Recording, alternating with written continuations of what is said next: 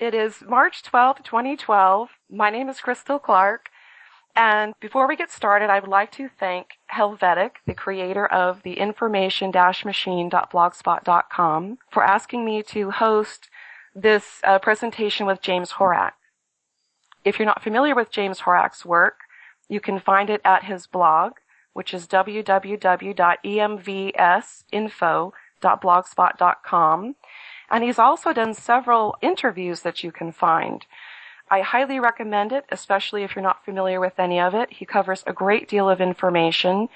And today we're going to try to pull some of it together in a way that I hope people will find meaningful. And we also have on the line with us another friend of ours, and he does the audio-visual presentations that go along with these talks. So thank you, James, very much also for being here with us and helping us get your information out. Thank you, Crystal. One of the things that I really appreciate about you, James, because it is very rare, is that you appreciate that some things really are just so wondrous and beautiful and extraordinary that they don't need to be embellished or exaggerated or upsold. They just are.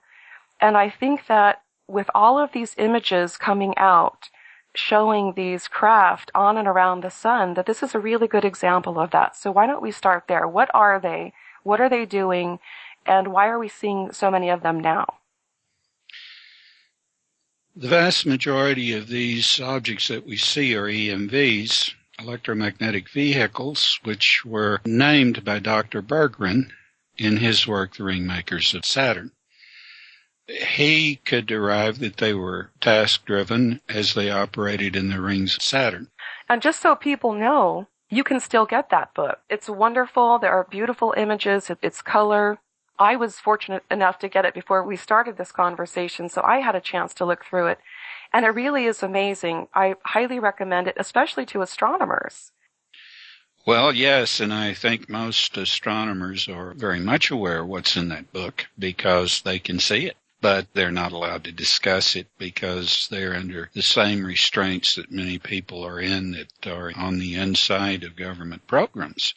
They have to submit every discovery and every nuance of information that isn't commonplace to the Office of Astronomical Telegrams for review, and the Office of Astronomical Telegrams tells them whether or not they can go public with it. So it's constraints like that that limit the information and keep these people that would have evidence, the best evidence, from being able to bring it into the public forum.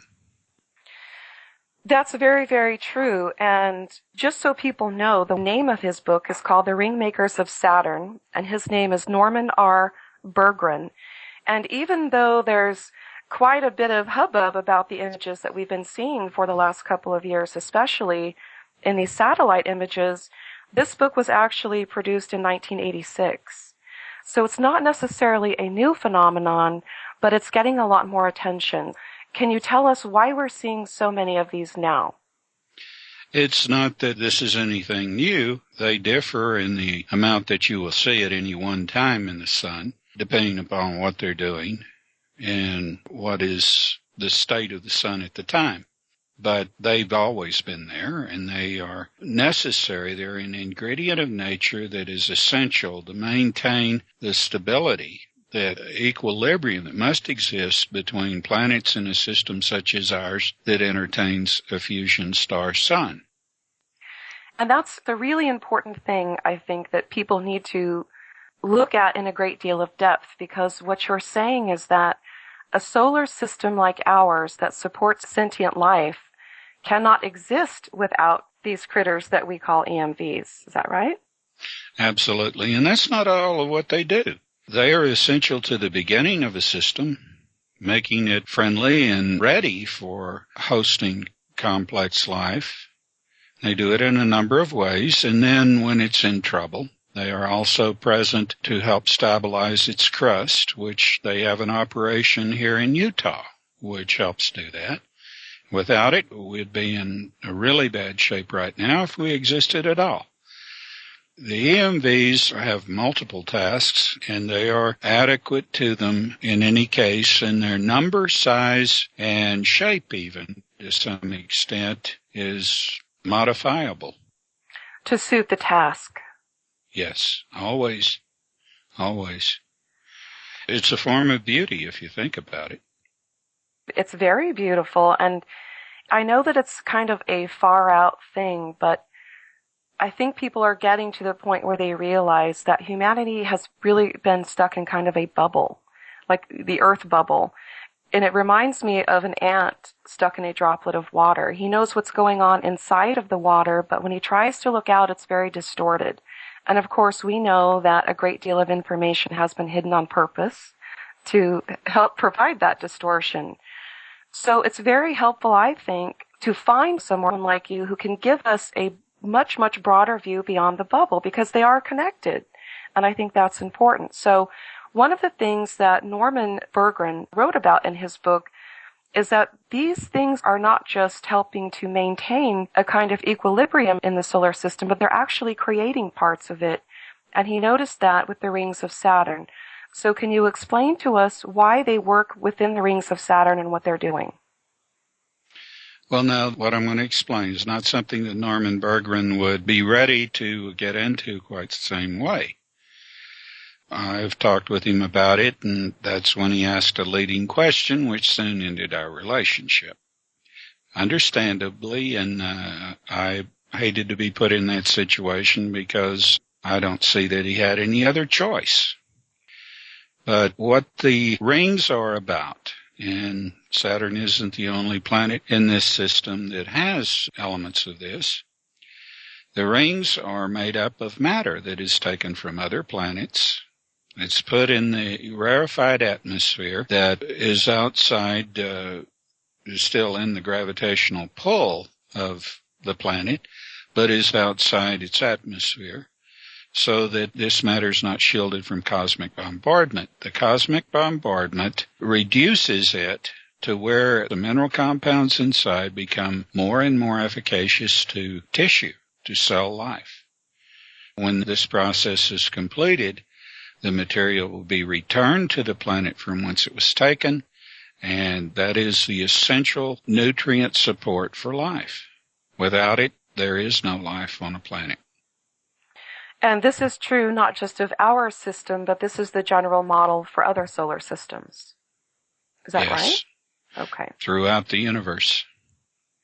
Okay, now this is really beautiful and wondrous from the perspective that I've heard you say that even members in the extended community who we would just view as kind of outside the bubble, view them as the hand of God.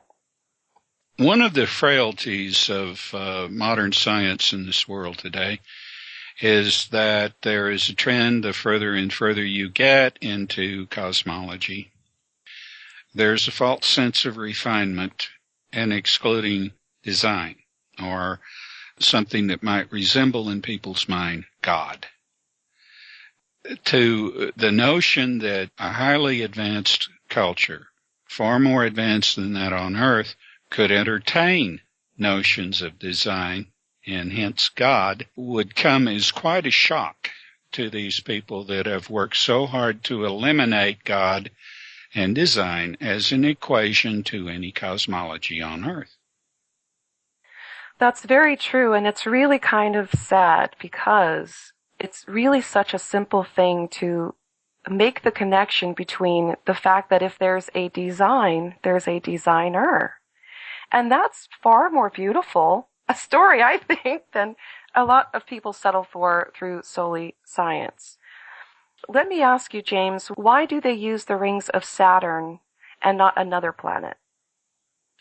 Well, basically because that's the single best purpose, to wit, to put Saturn II, due to its more central location to the planetary array, and also it has yet to be introduced to settlement or to groups of expeditions there. In other words, it's not inhabited like some of the other planets and planet moons. Right. So basically that is just Saturn's purpose at this moment in our design. For the most part, yes. Yes, that's the Okay. central purpose. Yeah. Okay. I know that there's a question that every person on this planet has. It's a natural question. It's a burning question.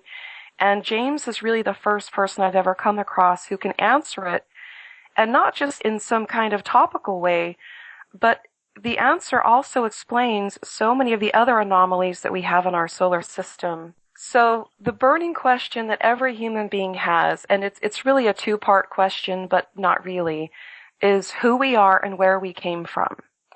And it's becoming more and more obvious that the farther back in time we go, the more advanced we were at some point. And the insight that you have into this answers so many questions, and I think it will really help people dial in on what's so important about your information. So let's begin by talking about, where did humans come from?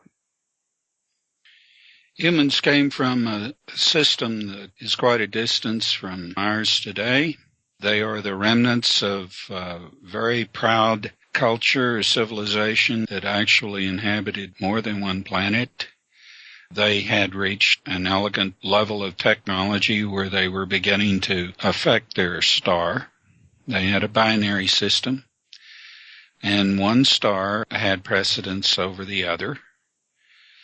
And that star they were trying to develop in ways that other cultures had in a representation of a Anvil or a method of travel to other star systems that was efficient.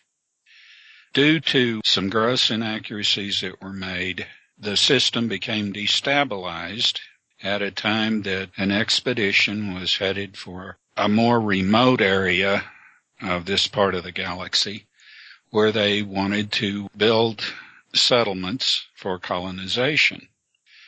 Fortunately, they had obtained a mass in the way of what we now call a moon in order to take the provisions, the minerals, everything that they would need to be absolutely self-sufficient.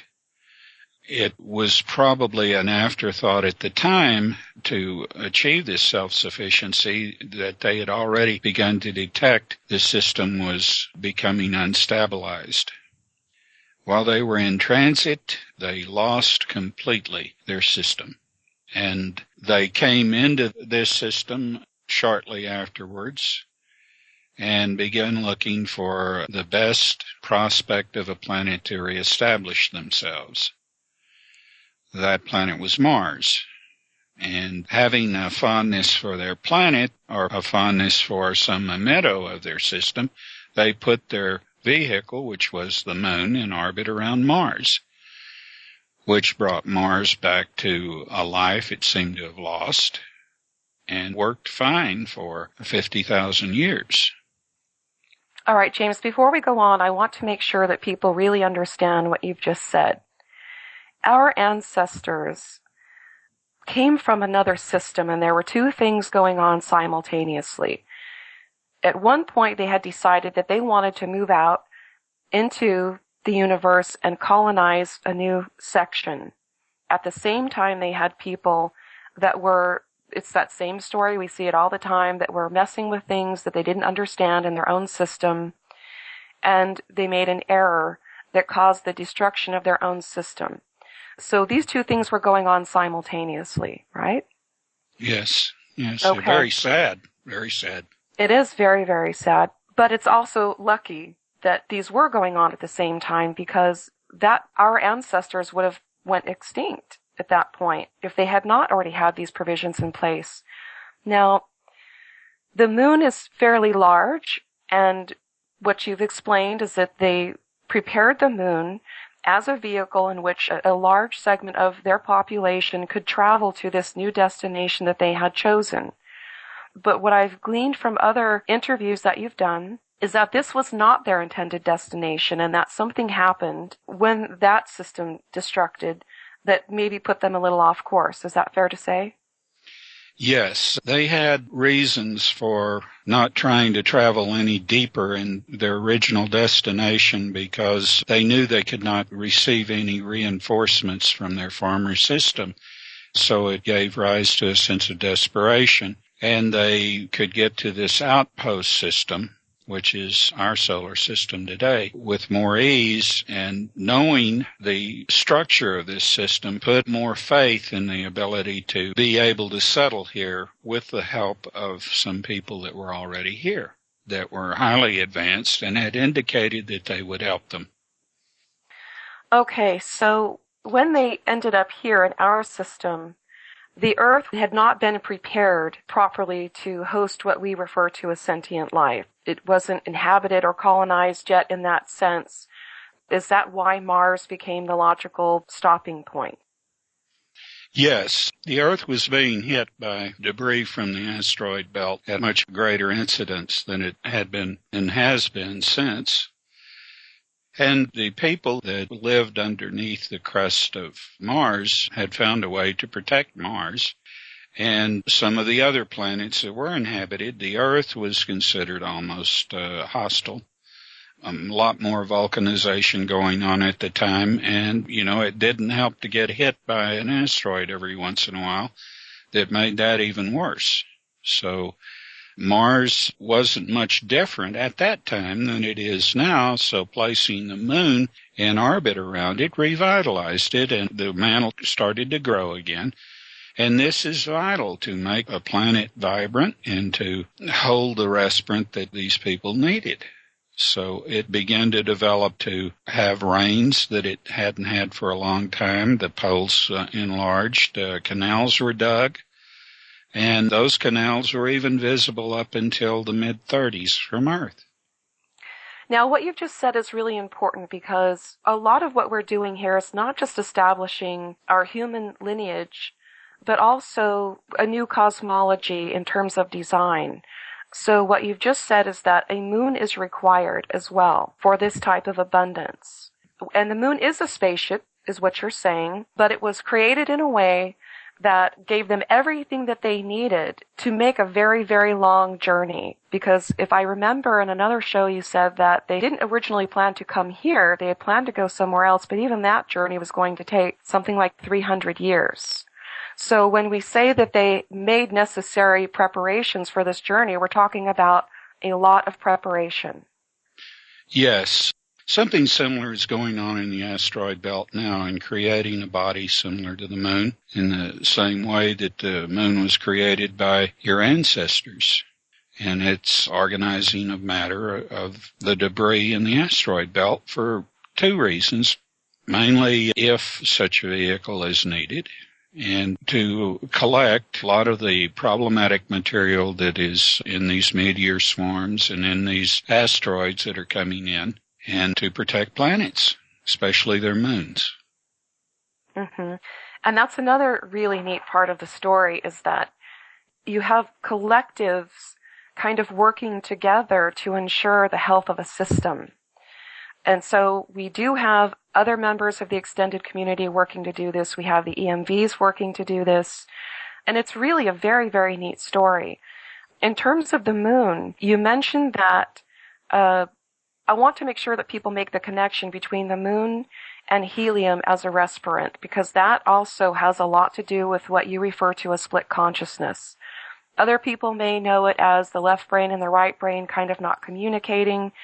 So I want to talk about that because the moon isn't just about the water. So help us understand why helium is so important. Originally, the respirant in the system that your ancestors indulged for so long was a mixture of the same gases that you have here, but oxygen in a lesser degree, and helium, which you don't have in your atmosphere and isn't part of your respirant gas. Helium is more efficient as a respirant, and indeed it can be buffered much more easily. In some cases, doesn't even need to be buffered to be reused. But when it's used in combination with other gases, there's less oxidation reduction. You live longer. In some cases, some individuals might even have their life expectancy doubled because oxidation reduction is aging. And that's the prime reason that you age much faster than did your ancestors. The Earth today, and the moon to some extent, cannot hold helium to it because it has an inconstant gravity wave. And that is caused because that machines have to be in place to maintain the slave orbit that the moon observes with Earth. Because it's too large, it's got an inconstant mass, has a vast cavity inside it, and it wants to either go out or come in. And there are machines that are set in the moon and on Earth to keep it in parity. Now, if they weren't there, we'd either lose the moon or it'd come into Earth. All right, so let me ask you this. Is it normal for planets that host sentient life like ours to have helium as a respirant? Yes. Okay. And if that's the case, then the moon would also be a necessary function to create a gravity wave that allows helium to be held to the planet in the atmosphere. Is that right? Well, if it were correct for the planet, yes, and it would. But, right, but in our situation, if we go back to the beginning of the story, this all just kind of happened. It wasn't really planned.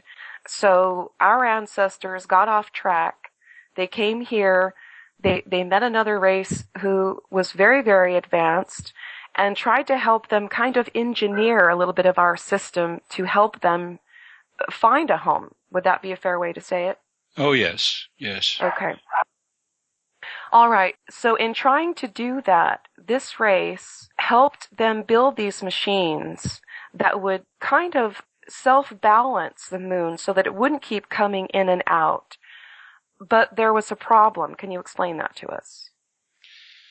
Well, basically the problem was that before these machines were adjusted completely, the inconstant gravity wave corrected. These people that had helped man left. They aspired to a spiritual technology that involves an incorporation of the mind and soul into spirit, but as a collective. An entire culture, civilization doing this, every individual at once. A very rare thing, but that's what happened. And, of course, they knew that they had left your ancestors with the ability to compensate and to figure it all out. But what they hadn't counted on is that in the meantime, a caste system had derived as a sort of priesthood. And they were more elitist, and they began to see that they could enslave. Of course, this is an increment. This comes about over a period of 25,000 years that they could utilize. It just gave them a selective advantage, knowing what it was that could split the consciousness and render people more servile to a class that knew how to utilize this. Let's talk about that for a minute, because helium is involved in this. So our ancestors, in the system that they came from, had helium in their atmosphere. Is that right? Yes. Okay, so they had unified consciousness.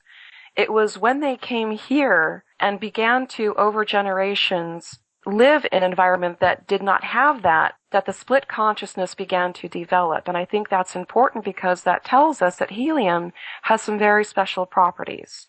It means that helium is not just a gas, it's almost like a field unto itself, isn't it? Well, first of all, helium isn't an element.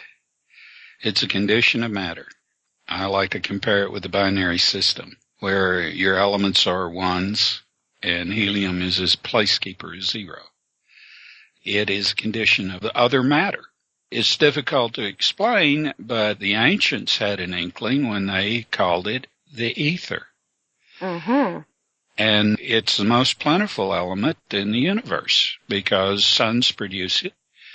The only way that it's derived on Earth is a certain amount is given off as a byproduct from refining oil into gasoline.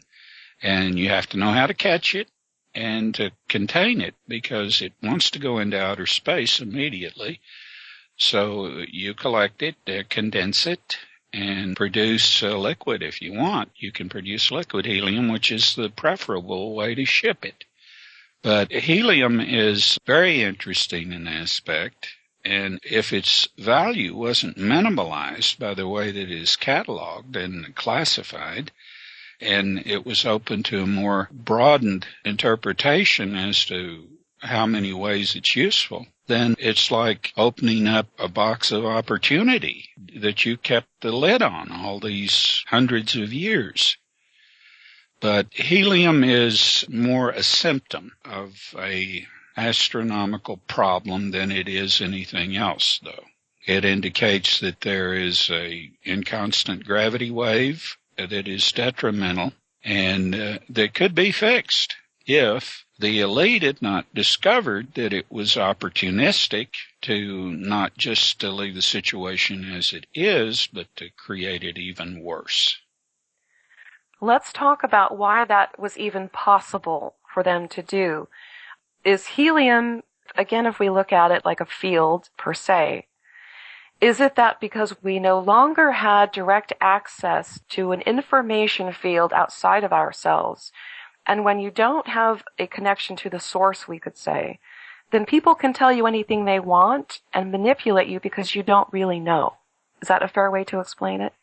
Well, there's a power in knowing. And this is one of the things that I offend so many people with, is that I come off as somebody that just knows everything. Well, I don't know everything. I come off as somebody that just is speculating but asserting it as fact. Well, I do make leaps, but my leaps are very well directioned, and I always base them on something that is concrete. But, of course, some of the things that I say may seem that I'm expecting you to take on too much faith, but then again, bear in mind this. It's one world when your scientists and men of letters build a construct, a cosmology, and then can't resolve the vast number of anomaly that keep popping up to refute it. It's one thing just to ignore it and to label it with their invented word, anomaly, stick it up on a shelf, just forget it. It's anomaly. Of course, the problem with that is that the anomalies, until they are solved, are telling us that we don't have the formula right. That's right. The anomaly are the clue to the next step up, the next revelation, the next level that may take us to the stars. Back to the stars, yes. Back to the stars, yes. Yes, indeed. And that's important, too. So we've covered a lot of really important things here, and I want to be sure that people get these connections, because there are so many of us who have never bought the Anunnaki, we were created to be a slave race garbage, really. But without being able to have a view from outside of that bubble, we just bounce around inside of it. So I think it's really important. Everybody has always wondered, where did we come from? And it really does answer so many questions once we have that. Now, the way that humanity has been exploited so terribly is not new to our time. It's been going on since the arrival of our ancestors here, in the sense that it was noticeable that it could be done in the beginning, and then we had groups that took advantage of that. And now here we are in 2012, recognizing, I think, collectively, for the first time, that we have been severely dumbed down on purpose. It started a very long time ago. We see it in the way where our education system works. I mean, all of it. We all know that, so we don't really have to go into that. So let's talk about how the Earth was designed. And something I want to point out to people, there are nuances in the way you speak that lend a great deal of authenticity to what you're saying, because people trapped inside of the bubble, it's the box we're stuck in. And if we don't have any view beyond that, we can't pull anything outside of it in. And our limitations are reflected back to us in the terms that we use. And there are many. I'm only going to point out one. But one of the things that I found instantly really fascinating about you is that you have talked very specifically about two different races, and you named them. Now, that may seem inconsequential, but you'll notice throughout our entire history on this planet, from the view inside of the bubble, that any time a human being says they've had some kind of a communication with another race, they always name the race after their planet, right? We have the Palladians and we have the Andromedans and the Martians, but they actually have names. And if we really had deep, meaningful relationships with these races, we would know that. So this particular race that helped out our ancestors, you've referred to them before as the Duge. Yes, yes. Okay. And that is an astute observation you just made. There are many, but I don't want to give them all away because self-discovery is important. And I'll just leave it there. But now I'm sure that the next question on everybody's mind would be, what was the name of our ancestors? That is very interesting because it does carry over into your present. What I would say is that the word conforms to your word man. And what it basically infers is a context of self-identity. These were people that, very much like the people on Earth, that hold to the land and that love their environment, that are creative with it. This is in total opposition to those who adopt this exploitation. You have two types of people on the Earth today. You have the exploiter, materialist, and you have the spiritual individual who is looking constantly for something better. And these two don't mix. And you see couples where a woman is of one type and the man is of another that get along. But they get along basically because neither ideal is realized. It's almost in balance by not being formative. If you put these two together and obtained a balance between the creative and the materially objective, and you didn't seek to vilify either one, the blend would be what you would have in the name man. That's how it came about. This is a conflict that was resolved by your ancestors 500,000 years ago. That's extraordinary. And of course, what you're saying also is another mirror of split consciousness.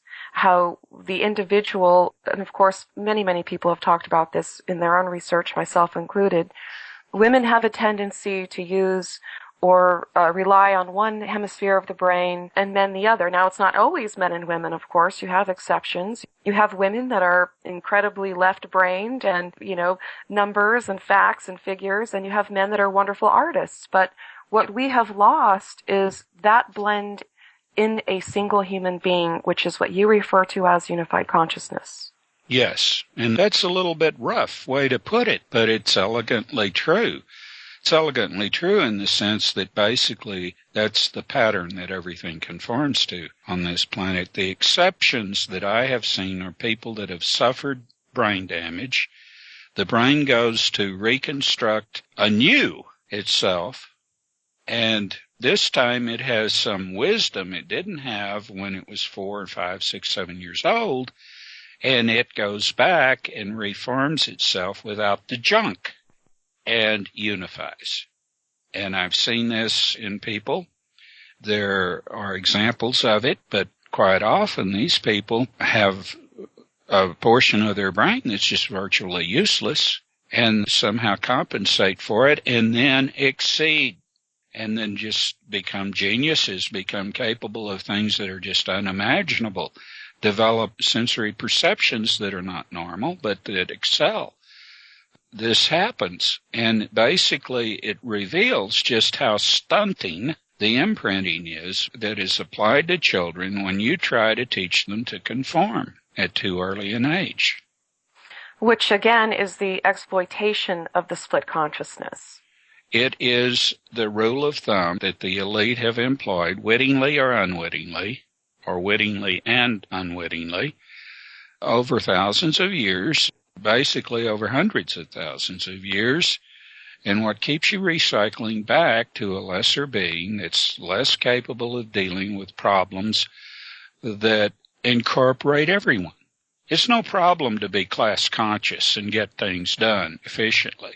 But when you're dealing with other classes that you regard in a different way, or races, or even species, because there have been different species living concurrently, even in this lineage, on this planet, until one institution decided to get rid of them. Right, and I want to clarify something about helium because I don't want people to get the impression that if you go to a party store and get helium balloons and you inhale the helium, you're suddenly going to have an epiphany because that's No. not what we're talking about. So the helium itself would be combined with other things and that would be a proper respirant.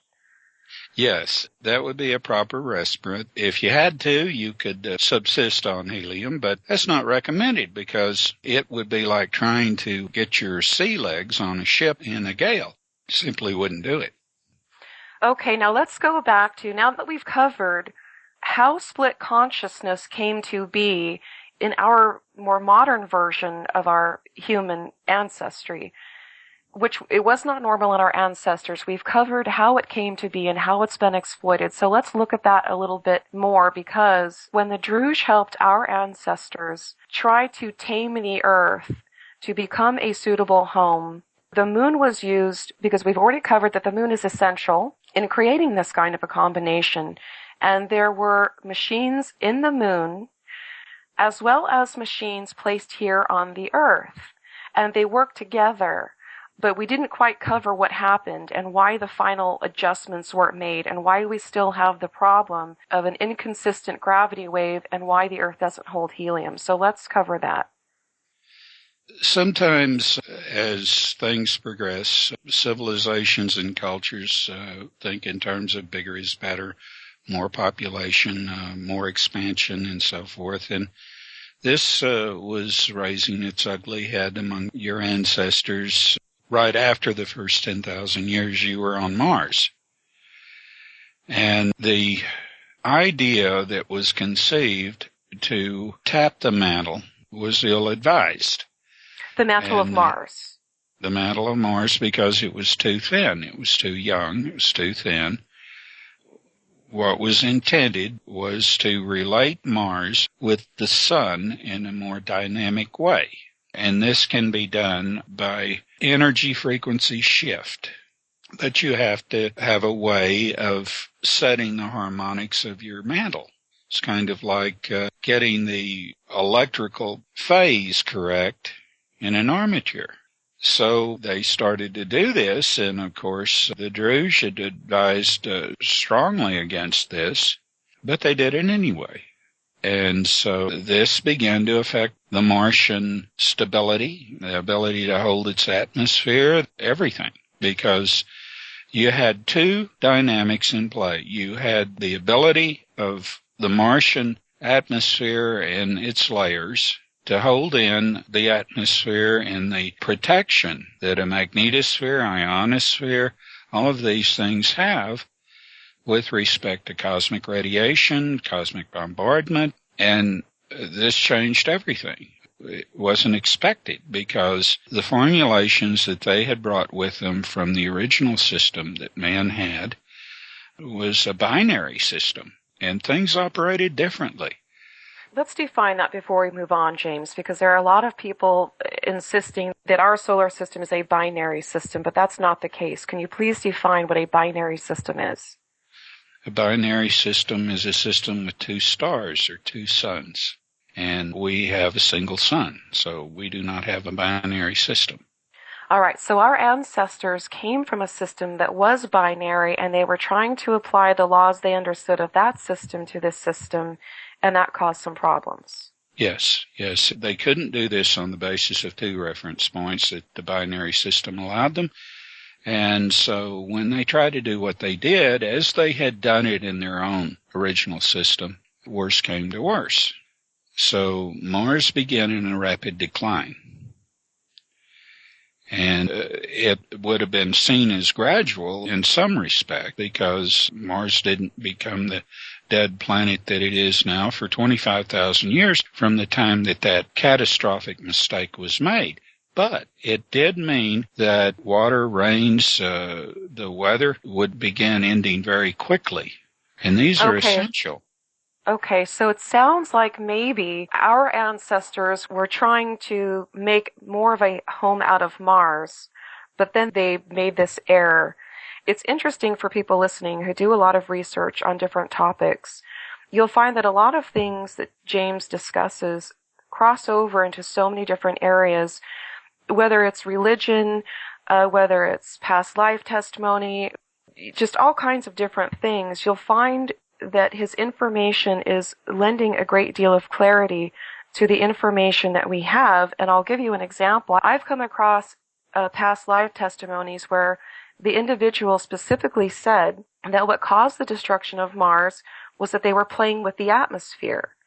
But in fact, what you're saying is the atmospheric conditions were really the byproduct of another error that was made with the mantle. Yes, yes. I don't think that even at the high level of technology that your ancestors had, both before they came to this system and for 50,000 years afterwards, I don't think that they really appreciate the complexity of what they were trying to do because it had never been done in their history. They did do it once and it went very badly. Well, what they were trying to do on Mars has succeeded in their own system. It was only when they went to the next level that they created something so catastrophic. But of course, at that time, there was not an extended community that exists today in their world. By world, I mean their experience. So if such a thing wouldn't happen today, because there, almost anywhere you would go, ET has formed extended communities. In every extended community, there are people that are so far ahead of you that they can apprehend what's going to happen when you do something like that. Step in and say, no, you don't want to do that, and give you the benefit of a far vaster frame of reference. You know, if you stop and think about it, and it's what I call the principle of inevitability. If you imagine that there are these people, because over a period of time, the variation and the way in which intelligent life seeks out new places and new experiences, not necessarily exploiting as in colonization, but to find new knowledge, to find what's out there. It's exploring for discovery, not for opportunizing resources and things like that, because it's only when you don't regulate your population that you exceed your resources, that you commercialize values instead of maintain the humanist values that actually secure happiness, that people can understand the exploration for discovery and not exploitation. That there's a marked difference. We can't see that here. Oh, they got to be there because they want something we have, or they want to make us a meal, or they want no.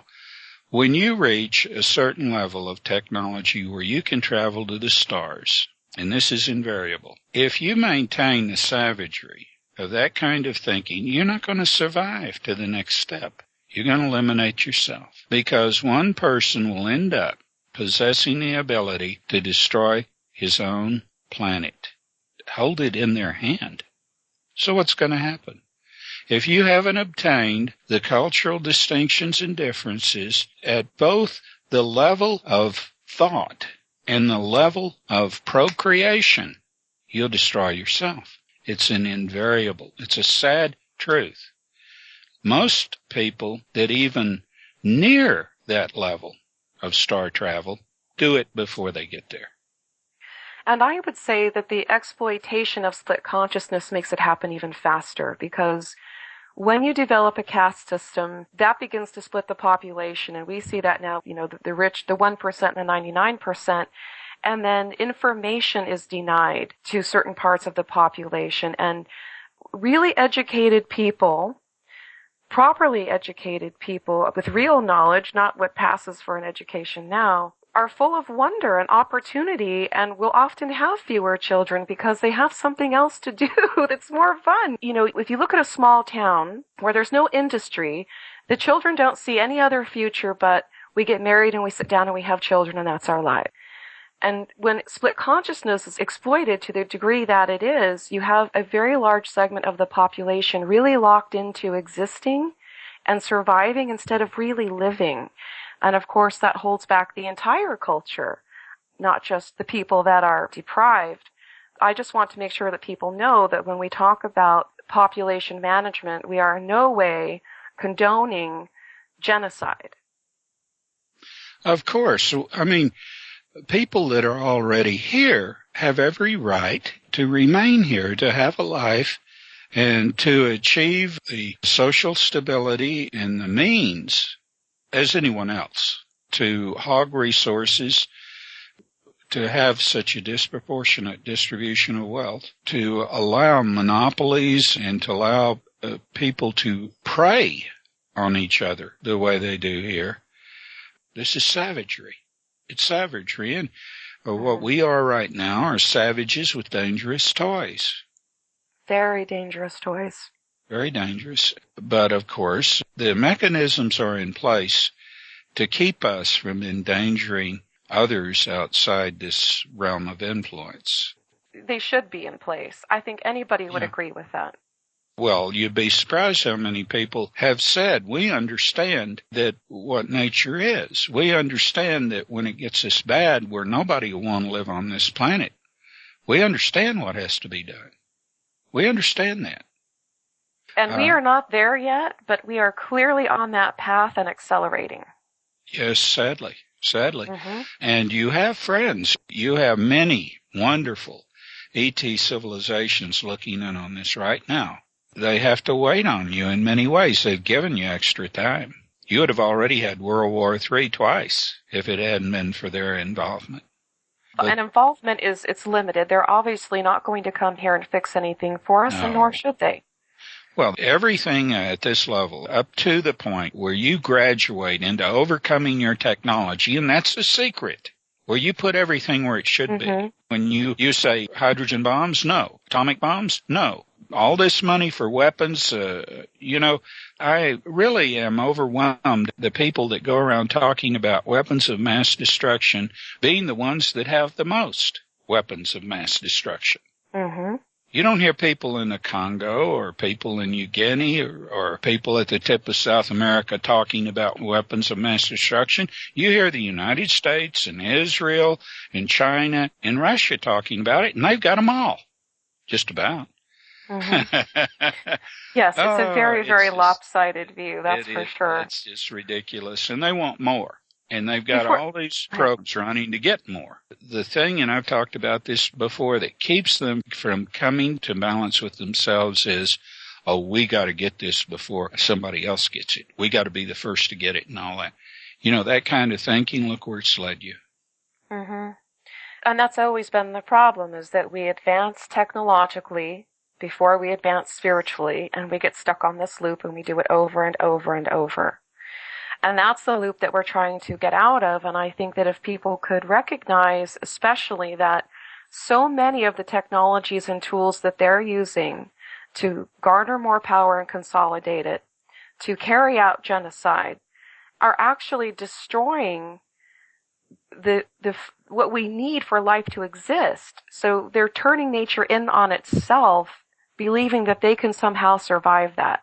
And I want to talk about that because there's this wonderful myth out there that they can go hide while the rest of us get killed off, and this is not going to be allowed, and I want to talk about that because there are a lot of people that would be happy to know that. So we've established that our ancestors did have a relationship with this race on Mars known as the Duge. The Duge tried to help them establish themselves. And so when we hear people say, well, there are bases on Mars, let's talk about that. Because this planet was inhabited long before we got there. So when we're talking about bases, what are we really talking about? Is there a single base that humans have actually built on that planet, or have they just kind of maybe shuffled into them? They had visions of building colonies on Mars and on the Moon both. And they started some ambitious beginnings, but when they began to weaponize, when they began to build defenses, then they were welcomed off. And to be clear, we're talking about modern humans right now. We're not talking about our ancestors. We're talking about what has happened in the last 40 years. So that's really encouraging, I think, because they're not going to be able to hide. We hear people say that all the time. They're going to go into their holes or their planets or their space stations or whatever and hide, but there are processes in place that are going to ensure that that will not happen because it shouldn't happen. No. ET has a say. ET and the EMVs have observed close understandings for eons. And basically they go like this. At a certain point in any system like this, where there is a class that is ruling over another class in the arbitrary manner they are here, and they go to consolidate their power past decency, past evolutionary restraints, then worse comes to worse, like depopulation or exchange of nuclear weaponry or whatever, which is insane. Mm-hmm. To that point, then what happens is the elements that are necessary to protect the planet from CMEs, from crust movements that can be catastrophic due to the vast cavities in the earth that have been caused by removing oil, from mining, from nuclear explosions beneath the surface, and a number of other things that you may not have been told about. These countermeasures to sustain enough stability that the people of the earth can survive will be removed. And when they're removed, it won't take long for this to all end. Mm-hmm. Yeah, you can be in any hole. You can be anywhere. This lineage will be ended because that's the way it's already happened 6 times here. Mm-hmm. And it can happen the 7th, and you're given a lot more leeway than you were in the other lineages because this will be the last. If this doesn't work out, Jupiter and Jupiter's moons can use an extra source of energy for the solar system. And that will be this planet as it becomes a sun. And then you'll have a binary system. Now, that brings up a good point because when you say that we are a partially manifested civilization, I don't think that people really understand what you mean by that. And in the context of what you just said, what you're saying is we have not proven that we have the ability to get past ourselves with this kind of technology that we use. And so the model for the solar system we have now is not fixed because our own place in it is not fixed yet. So there are contingencies in place for new models.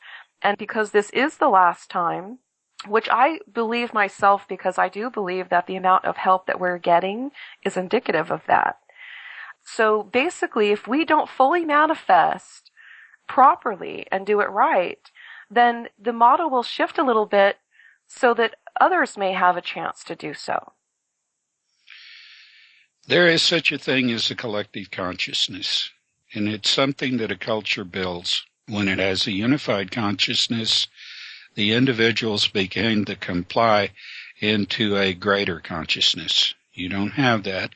That's what I mean when I say partial manifestation. And your reality is affected. I think there are many people on this earth that know there are things that are happening around them, including stellar formations, the constellations, the sun and the moon sometimes being out of alignment where they should be. A number of things going on that they will see. And this has to do with the aberrant mindset that is trying to form a collective consciousness and falls back out of whack with nature. It reminds me very much of what you say about the moon, how it doesn't maintain a constant gravity wave. So it feels very much like that here quite often, I would say. Like we're making progress and then we go backwards. It's like we're wobbling back and forth. When the ancients were taught by the adepts, and when they had the saying, as above, so below, when they had that, they meant far more than the literal mind today can conceive of. I think there are some who are getting it. There are. They're gifted people. You have to overcome the limits of your own ego. You really do. If you overcome the limits of your own ego, then that's the only time you can really submit to something that's new in the way of thought. There are a number of people that, for the life of them, they do not want to believe that there could be anything, the slightest grander, the slightest more developed, the slightest more advanced than themselves. They also happen to be the people that want to refute the existence of design or God or anything because they just know that they could be the ultimate. Well, there is a time of progression. Everybody has an immortal soul, and upon death, that is going to unite with the mind and become spirit and go someplace very marvelous where you're going to know the answers to just about everything that could perplex you here now. And that's something extraordinary to look forward to, and it doesn't matter. You know, a lot of people have a lot of problems with the idea of Hitler being there, and Attila the Hun, and Patrice Lumumba, and so forth, but they're going to be there. But they won't be a reflection of what they were here, and people don't understand that. That brings up something else. If we don't fully manifest, because we are at the end of our lineage, and so you've talked about before that when, and people can get this from other shows if we don't have time to go into depth today, because I know you've covered it in other interviews that you've done, there's kind of a shared knowledge that happens when these souls get together in these chambers, in these EMVs. But if we don't fully manifest this time, that information will not go into that collective consciousness because it's contaminated. Is that right? Well, I hate to sound like a punisher. They'll go, but they will not have that. I mean, when there is joy to take with you, that lives. But when there's despair and longing and a sense of loss, that's left behind. And so it's a wonderful thing to have, some touch of your lineage that you had. And of course, I've never talked about this before, but that's a form of punishment. It's not intended, but that's just the way it is. Who would want to take that vast sense of loss of having belonged to a failed experiment with you? Well, and I don't know if punishment really is the right word, because if people get stuck, and we see this all the time with our loved ones, if they get stuck in something, if it's whether it's shame or regret, they don't get past it. They don't grow because they're stuck in that moment of having done this, that, or the other, and it can be difficult to forgive themselves. So it would almost seem a necessity to move on, I would think. And I know that a lot of people feel that way about reincarnation. Why don't we remember? Well, I think since you brought reincarnation up, let me just inject this, Crystal, because I'd like to see what your take on this is. Okay. They might. Now, I don't know, but it's my guess that that might be the incentive. And it just occurred to me as you brought this up, that might be at least part of their incentive to reincarnate, because I can't imagine why they would ever want to leave the chambers. But they do. And that becomes more understandable because you're saying that the only thing in the chamber is just joy. Yes, yeah. Why would you want to leave? But I personally think that in terms of reincarnation, that's why we don't remember, because we can't start over fresh and new if we're stuck in the old spaces. We carry that, people call it baggage. But, you get to start over fresh and do it again. And I think that's a gift. I don't see that as punishment myself. I don't either. I've looked at it different ways, but having never been in a chamber and never an envy, I envy people in the chambers. Having never been there, I can't really say. I can't say. I know things that I haven't discussed about that. And whenever someone asks me a question that comes closest enough to it, I'll respond, and maybe we'll grow into that understanding together. But there are so many possibilities. Sometimes I even speculate my own little stories that I like to kind of build on because, I'm no closer. I say this over and over again. I'm no closer to the face of God than you. But I speculate that maybe, just maybe, God set all this up and then went somewhere else to do it again. Another universe, maybe. When you're talking about infinity, I mean, my God, what? That's a big place. Yeah. So maybe, and then the collective of these souls in these EMVs becomes the God here. You know, this is what he's leaving. These are the babysitters for the universe while he goes off somewhere else because he doesn't like redundance. And, you know, and the universe doesn't like redundancy. So, you know, of course, I have no idea about whether or not that's true or not, but this is the kind of thing you speculate on when you are going from one place to another and it's taking a while, like a train ride. Mm-hmm. Yeah, enjoy the ride, at least. I wish, you know, if there's one thing that I haven't done on Earth lately that I would like to do again, it's take a long train ride. You know, go 600, 700 miles on a train, and I guarantee you, every thought that's up there in your skull that hasn't been nurtured properly is going to come to the fore and haunt you until it is. And that's a good thing. Oh, wonderful thing. Wonderful thing. All right, James. Well, we've covered quite a bit here today, so maybe we should wrap it up. But if you're interested in continuing the series, I would like to, because I know that there are so many more important things that we also need to talk about, but I really thought if we could just get people kind of with us at this stage and put it all together in terms of who we are, where we came from. We haven't even discussed really in any depth how the anomalies in our solar system are connected to our ancestors coming here. And we also have some interference in what's going on here. And of course, the word ET does mean extraterrestrial, but there are distinctions that need to be made in terms of EBEs, extra biological entities that are not sentient, and then what we would call the extended community or our family. So I definitely want to get into that more next time if you would like to, because I think that's very, very important.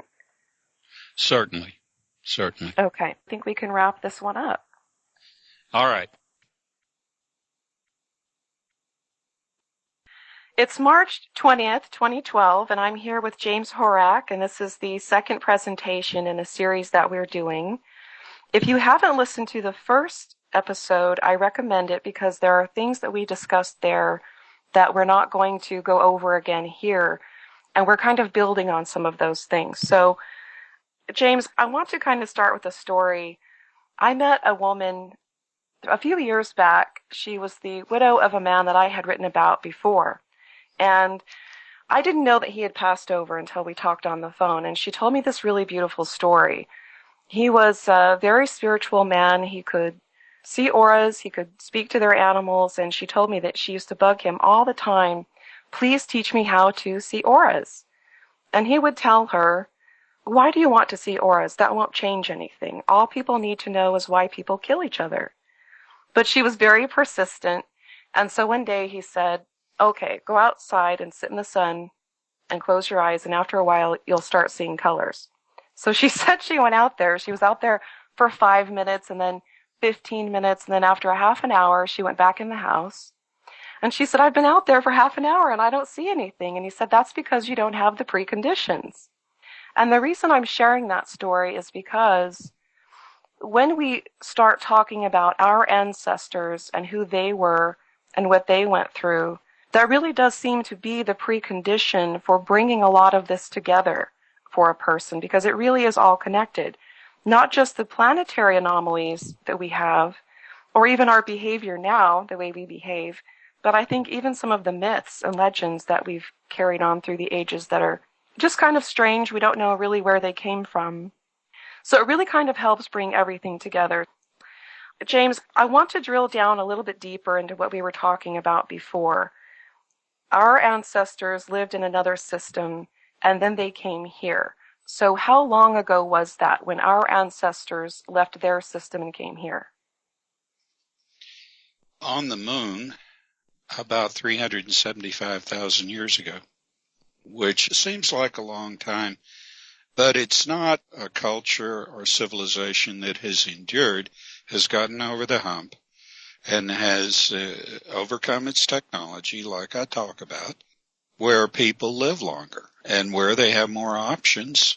And no one is under the burden to perform like they are here in ways which are denigrating, or which they're robbed of the luxury of their own time to learn, time to explore their own planet. I mean, you talk to a lot of people and they think that having gone out into the desert or done something when you were 9 or 10 years old that wasn't under adult guidance, they think that that's just beyond their capacity to understand. But these are the things that are very rewarding. These are the things that people should do when they feel they're ready to do them, and not be overly supervised or what I would call regimented.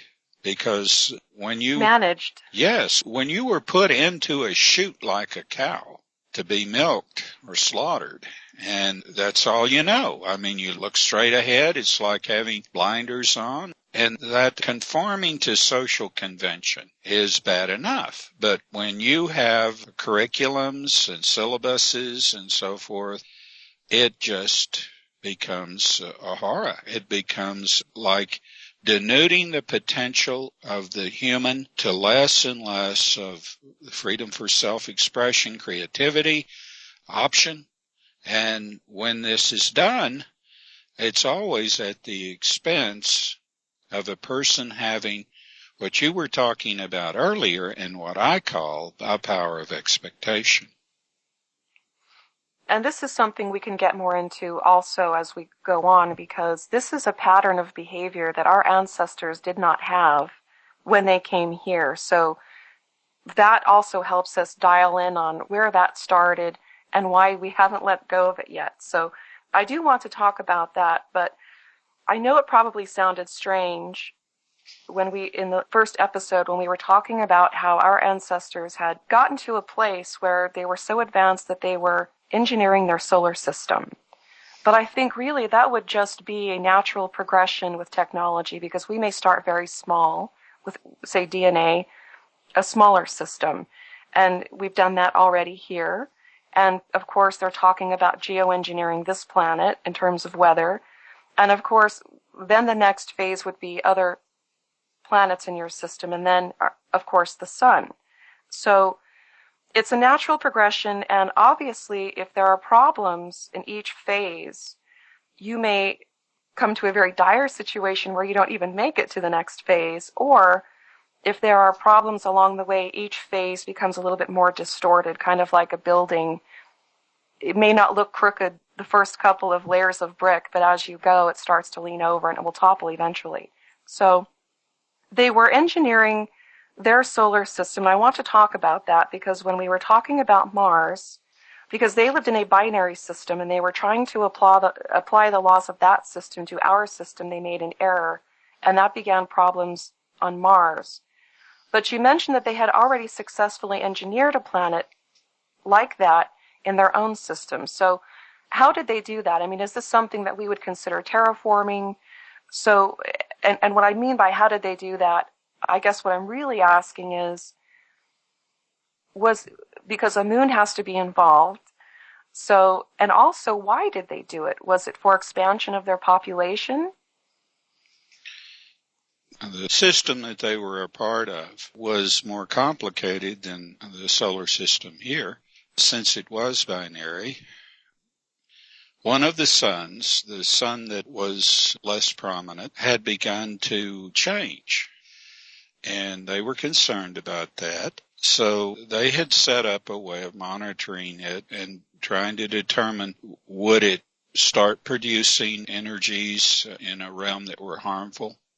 Could it shrink and then expand rapidly and even explode?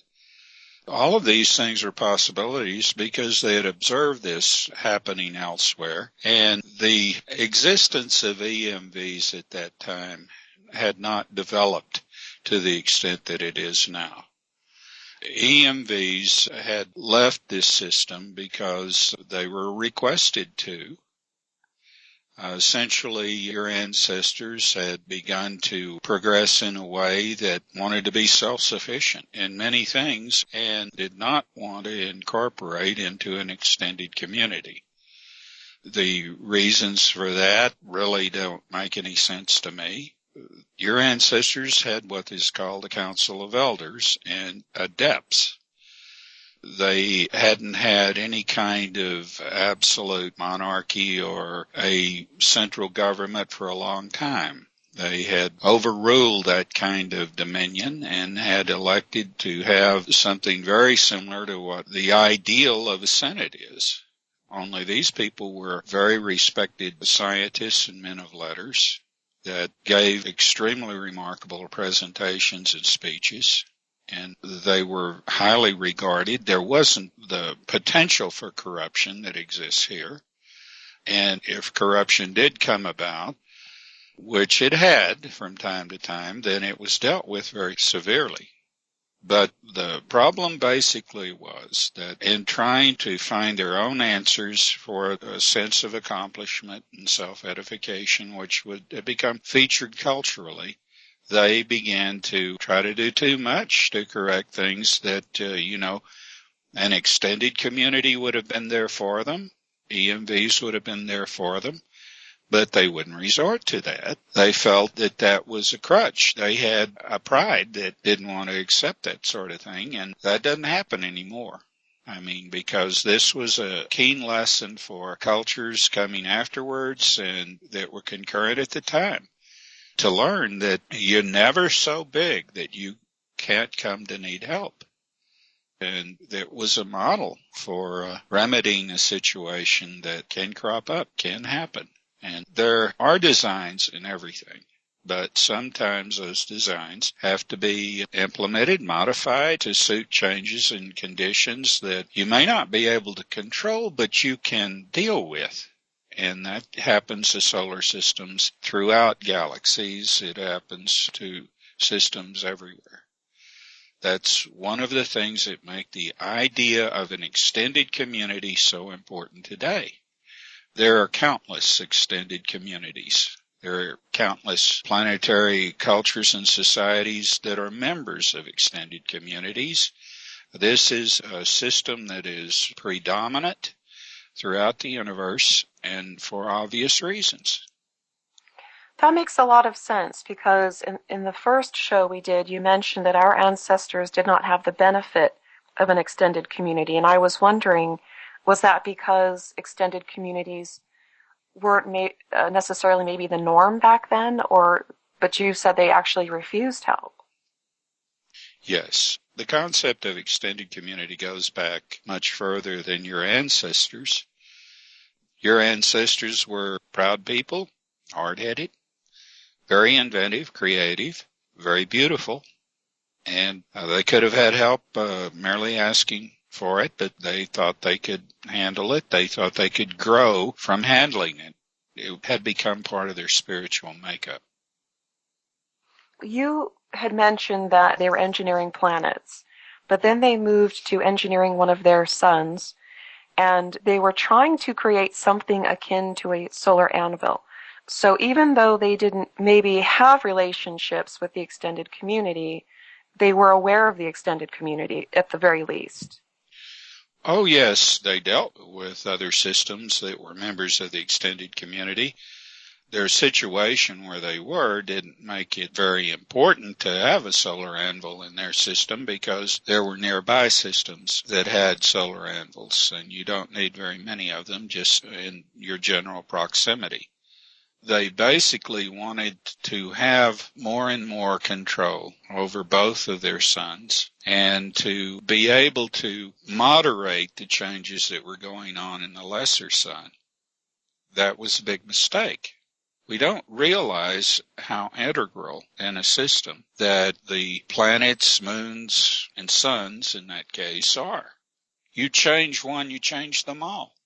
It's interesting that you bring up the solar anvil because what really tipped the scale in this case was an attempt to establish a constant gravity wave or something like a solar anvil in the lesser sun, which should never have been done. that was tampering with something unknown, because what happened is that it caused a compression, and this compression built up an energy level so high that it was dangerous to all the planetary life throughout that system. And there were a number of planets. There were cities and settlements and farms and industry, so that you had to be concerned about each and every one. In trying to deal with that, they made a big mistake. They created what you call a singularity.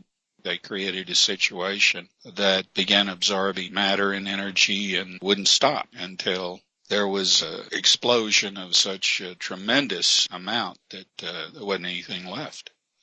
All the matter in that system particularized. It became so particulated, became a gas, almost within seconds. When that happened, literally billions of lives were lost. Yes. Just gone. Yes. So again, it's very lucky that some of our ancestors were planning and already had made their preparations to colonize a new section, because we wouldn't be here if that wasn't the case. No. Today, I would say that there might have been people that had a prescience that were in places of influence and that managed to construct a moon in such a way. And by construct, I mean they're actually constructed. There's something about the Anvil and that story that really fascinated me. And again, for people who may not be familiar with this, the sun itself is not a stargate, but it has a partner that you call the Anvil that can be used for something similar.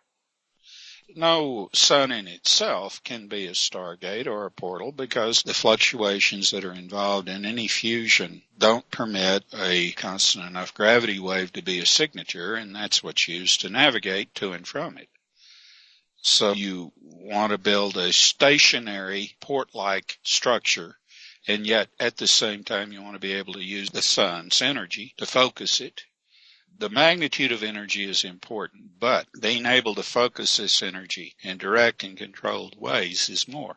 It's the most important element in stellar technology. And if you can do this, then you don't have any energy problems. You don't have any travel problems. You don't have problems, period. If you can maintain that as a stable known, then your system is secure, your energy needs are secure, your communication needs, because you can use the sun to send communications, to transport, to anything you want to do. It's limitless. There are astrophysicists today that put technical levels of advance of a culture, civilization, into 3 stages.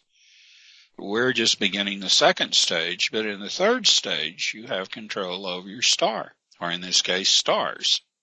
And that's really interesting. I had never heard you say where a solar anvil comes from. So actually, I was almost under the impression that maybe it was a natural phenomenon that just kind of went along with the sun, but it's not. They actually have to be engineered. Is that what you're saying?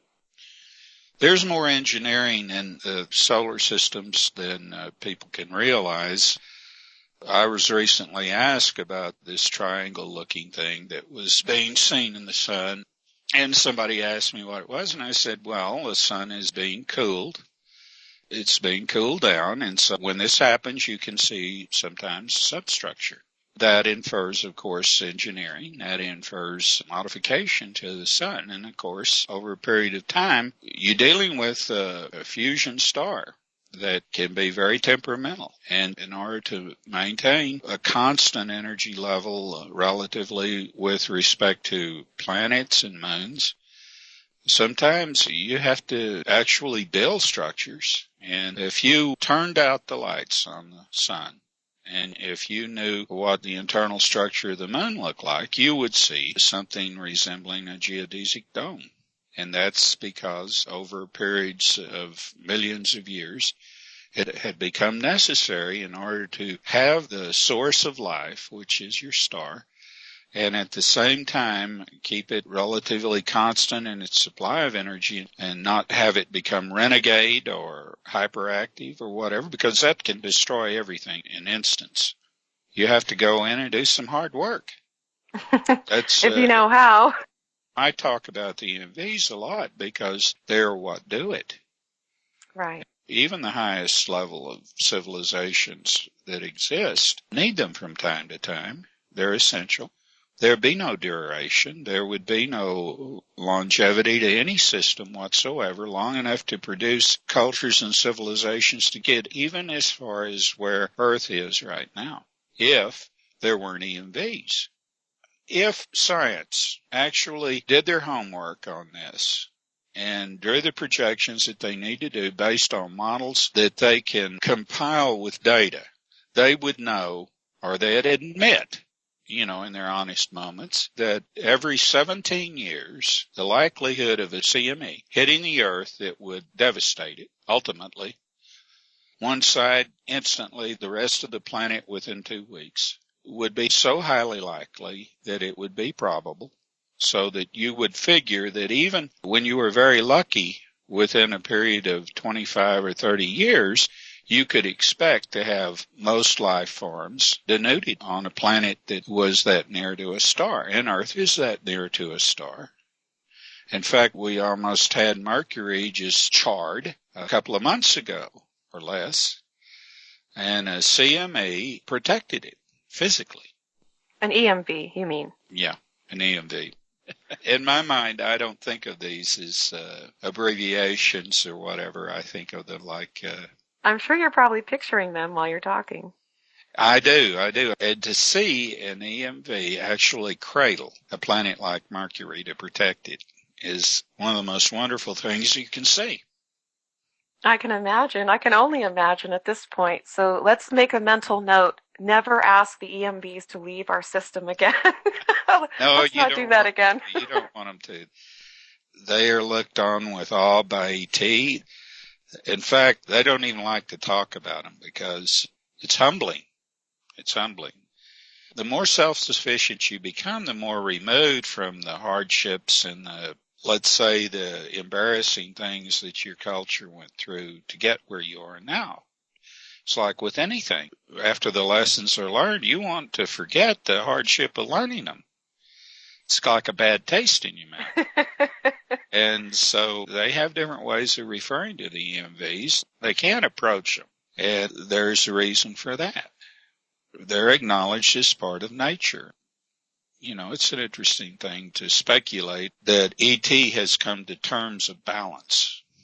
That when you overcome your technology, you stop trying to make better and better weapons. And when you really develop culturally to where you can sustain peace and you can sustain harmony and you can sustain higher values and be a model for your children and not have to worry about them being taught. When you're not contradicting, say, your 10 Commandments like they do here on Earth, you don't have problems. It takes a little while. Aberrancy, criminal behavior, and things that we have laws against here but somehow indulge, they go away. They go away. Most social evil is caused from the way the system is. It's not caused because individuals are born and shapen into inequity and all that crap. It's primarily because someone is injured or abused at a very early age, and they compensate for that in aberrant ways. Yes, and the split consciousness being exploited isn't really helping. Well, the split consciousness plays a bigger part in this than most people realize, but I didn't bring this up because in the past few years, I have, and ET has, come about realizing that there are benefits, that there are things that are very valuable and even alluring in many ways to ET going on here that would be very wonderful if they could be incorporated into a way of life that is over the hump, that is over this madness. The question is, can the split consciousness be tamed? I think if you have the right system, it can be. And I don't want to see it eliminated. I taught unified consciousness and tried to develop the model for it and other people. I didn't have a lot of luck, but I did succeed in certain ways. And I think that if people want to emulate something very strongly, they don't have to worry about being taught to kill or being taught to interrogate or all of the bad things, if they don't see this go on. I mean, we have children that are learning awful behavior with video games. I don't blame things on video games. I blame things on the people that put other people in war, in the battle, that create problems for profit, that do inhumane things out of disregard for human life, and by placing material values above spiritual and human values. If you don't have these conflicts, if you don't have these false values, where you have to betray the social contract and you have to enforce laws selectively and you have corruption to the extent that doing anything about all of these iniquities has become impossible, then you advance. You advance to a point, I think, even with split consciousness, where you can get to a point that you're not going to return back to this narcissism, this elitism, this rule of tyrants, of having people just gradually steal more and more of your rights as a human, and to the point where they want to take your life because, in their terms, you are a useless eater. Now, James, I think that split consciousness and how that developed, I think really helps people understand what's really happening. And what I mean by that is, when we look at the story of our ancestors coming out here and not having access to helium in a new environment, that's when the split consciousness began. And at that same time, you had a portion of the population that began to recognize that people were more controllable under those circumstances. And at the same time, I would imagine that this is where things like envy and jealousy and all of these other things that our ancestors may have actually gotten past. These tendencies are always there. They're there in ETs to some extent. However, there are ET civilizations that get beyond the carnal.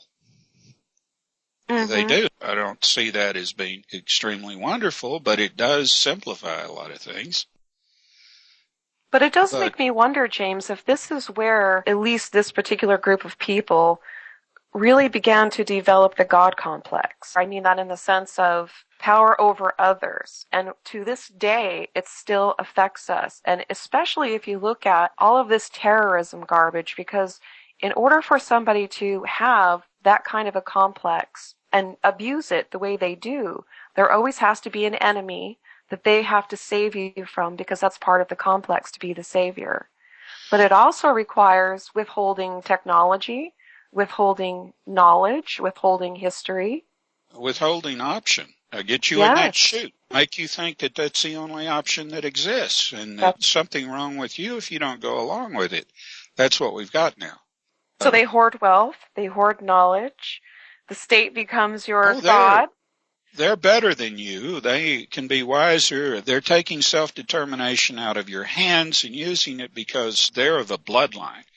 You see, the lies that are behind everything that they do really come into focus when you look at the Gulf of Mexico or Fukushima, or all of these tests, fracking, all of the things that are going on now that obviously, to anyone paying attention and thinking about it, is leading to a devastation of the planet. And war is part of that. Right now, we had a president come into office on a platform that he was going to change things. We all thought it would be for the better. It's been for the worst. He has taken more license, committed more treason, more abuse of power than all administrations before put together, including the New Deal under FDR. When one stops and thinks about what was passed, and until it's challenged, is executive law, executive made by the Penn Law on the 16th of this month, this is the highest treason that has existed in any country that has not gone through a palace revolution. What we have seen is an absolute act of treason against every element of social contract, every element of checks and balances in our way of government that has been put in place since the Constitutional Convention of 1789. We do not have a division of powers. We do not have any of the things that has kept this country able to correct its problems in the past. We are on the fast track to having lost everything that the American value is based on. That's very, very true. And I think, again, it's really important to recognize that it's the same pattern. I mean, how long ago was that when all of this happened on Mars? We're still... Even then, it was an equitable society. The problem didn't begin until after about a few thousand years before the migration from Mars to Earth was completed. During that time, a caste system came into being. And it's never left. Yeah. Well, there was a split in the Council of Elders. There were some that didn't want to come to Earth, wanted to stay on Mars because they were very involved in the Duge. And they actually toyed with the notion of trying to metamorph as a Duge. And their wisdom was lost. These were people that were brought up and taught that had prescience, that had virtues that were so elegant. And they, as this exodus took place, became more and more enamored with the Duge and less concerned with the plight of their own people. This caste system got started because they were losing these elders that wanted to incorporate as Duge, wanted to become spirit, wanted to become a spiritual reality intact. I saw the same thing with Romans towards Etruscans. Same identical thing. Roman society was brutal compared to the Etruscan, and there were many very intelligent, well-educated Romans that gave up on Roman society, the brutality of it all, and took up with the Etruscans. And, of course, the Etruscans are always into partying and conversations, elegant debates, and so forth. They lost themselves. Well, your elders did the same thing on Mars with the Duge.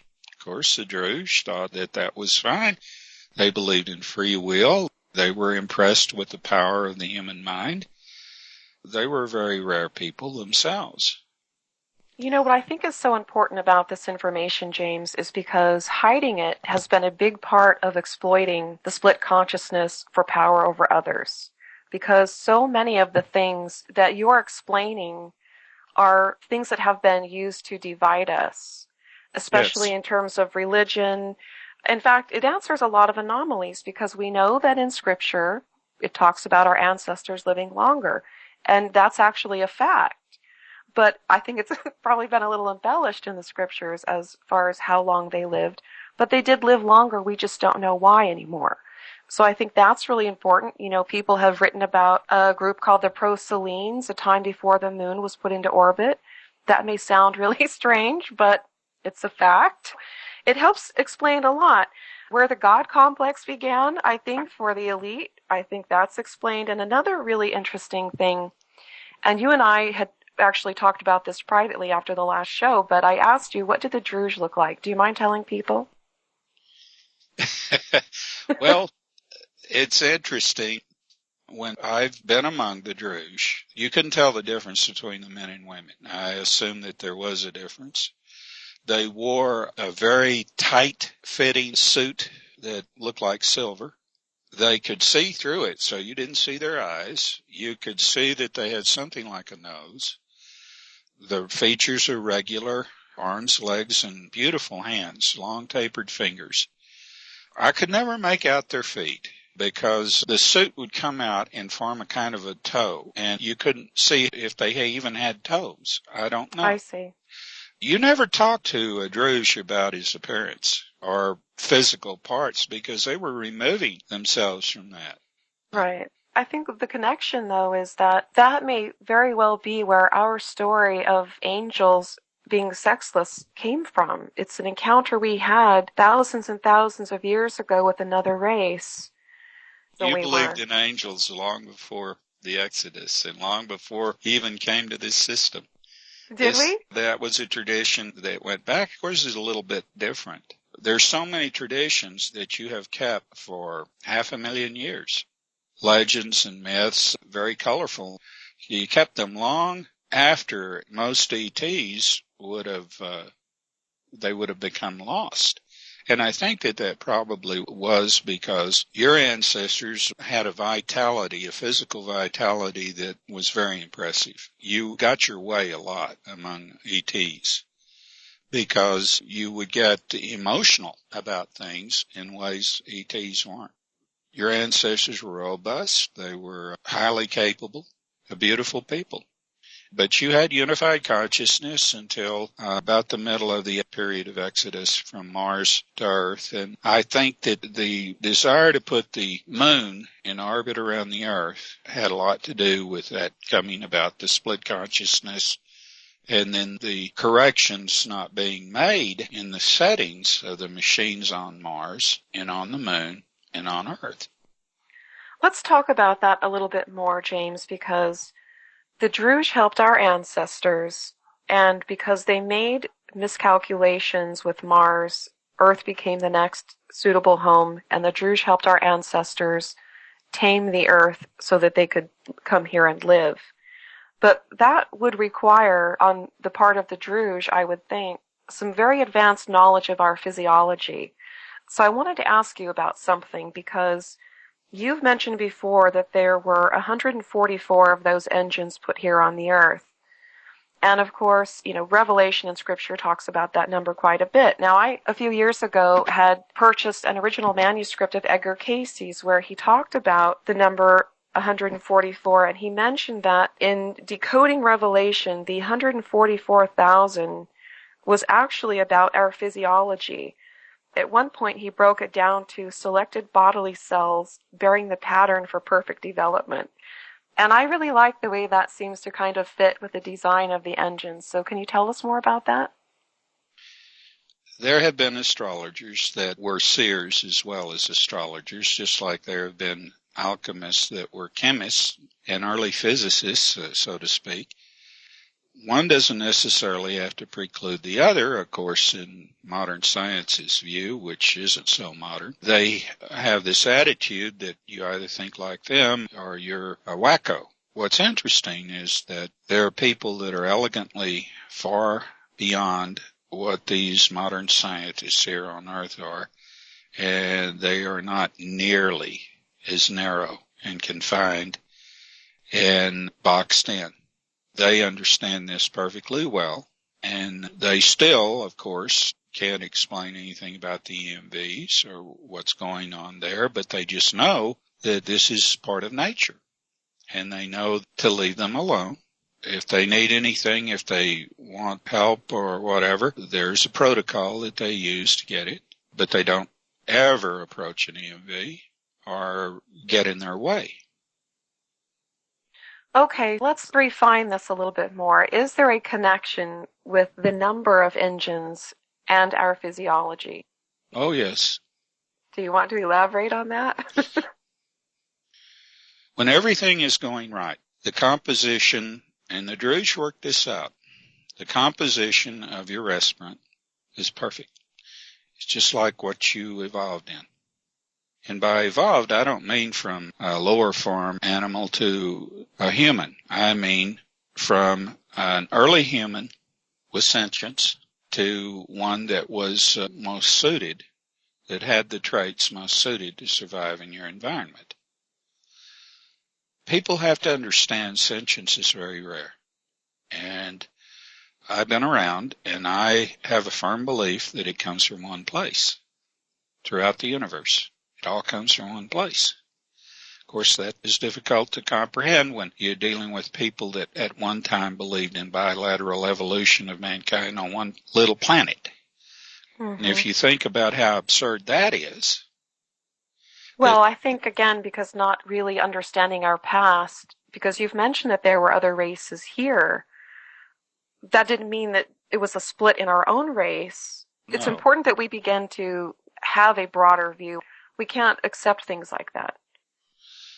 We want to believe that the grain of sand is going to turn into human mind in time. Millions and billions or whatever, do the Carl Sagan crap. That all it takes is enough time and chance. That isn't true. Right. And just in case people don't know, James, explain sentience. What do you mean when you use that word? Because I don't want people to get it confused with consciousness the way people use that word today. Sentience reflects on cognition and how cognition can follow a direction, incorporate values, incorporate priorities. That's an extension of values. And it can reason beyond the particular individual. It can think in terms of the collective. It can begin to grow in terms of socialization of one species to another.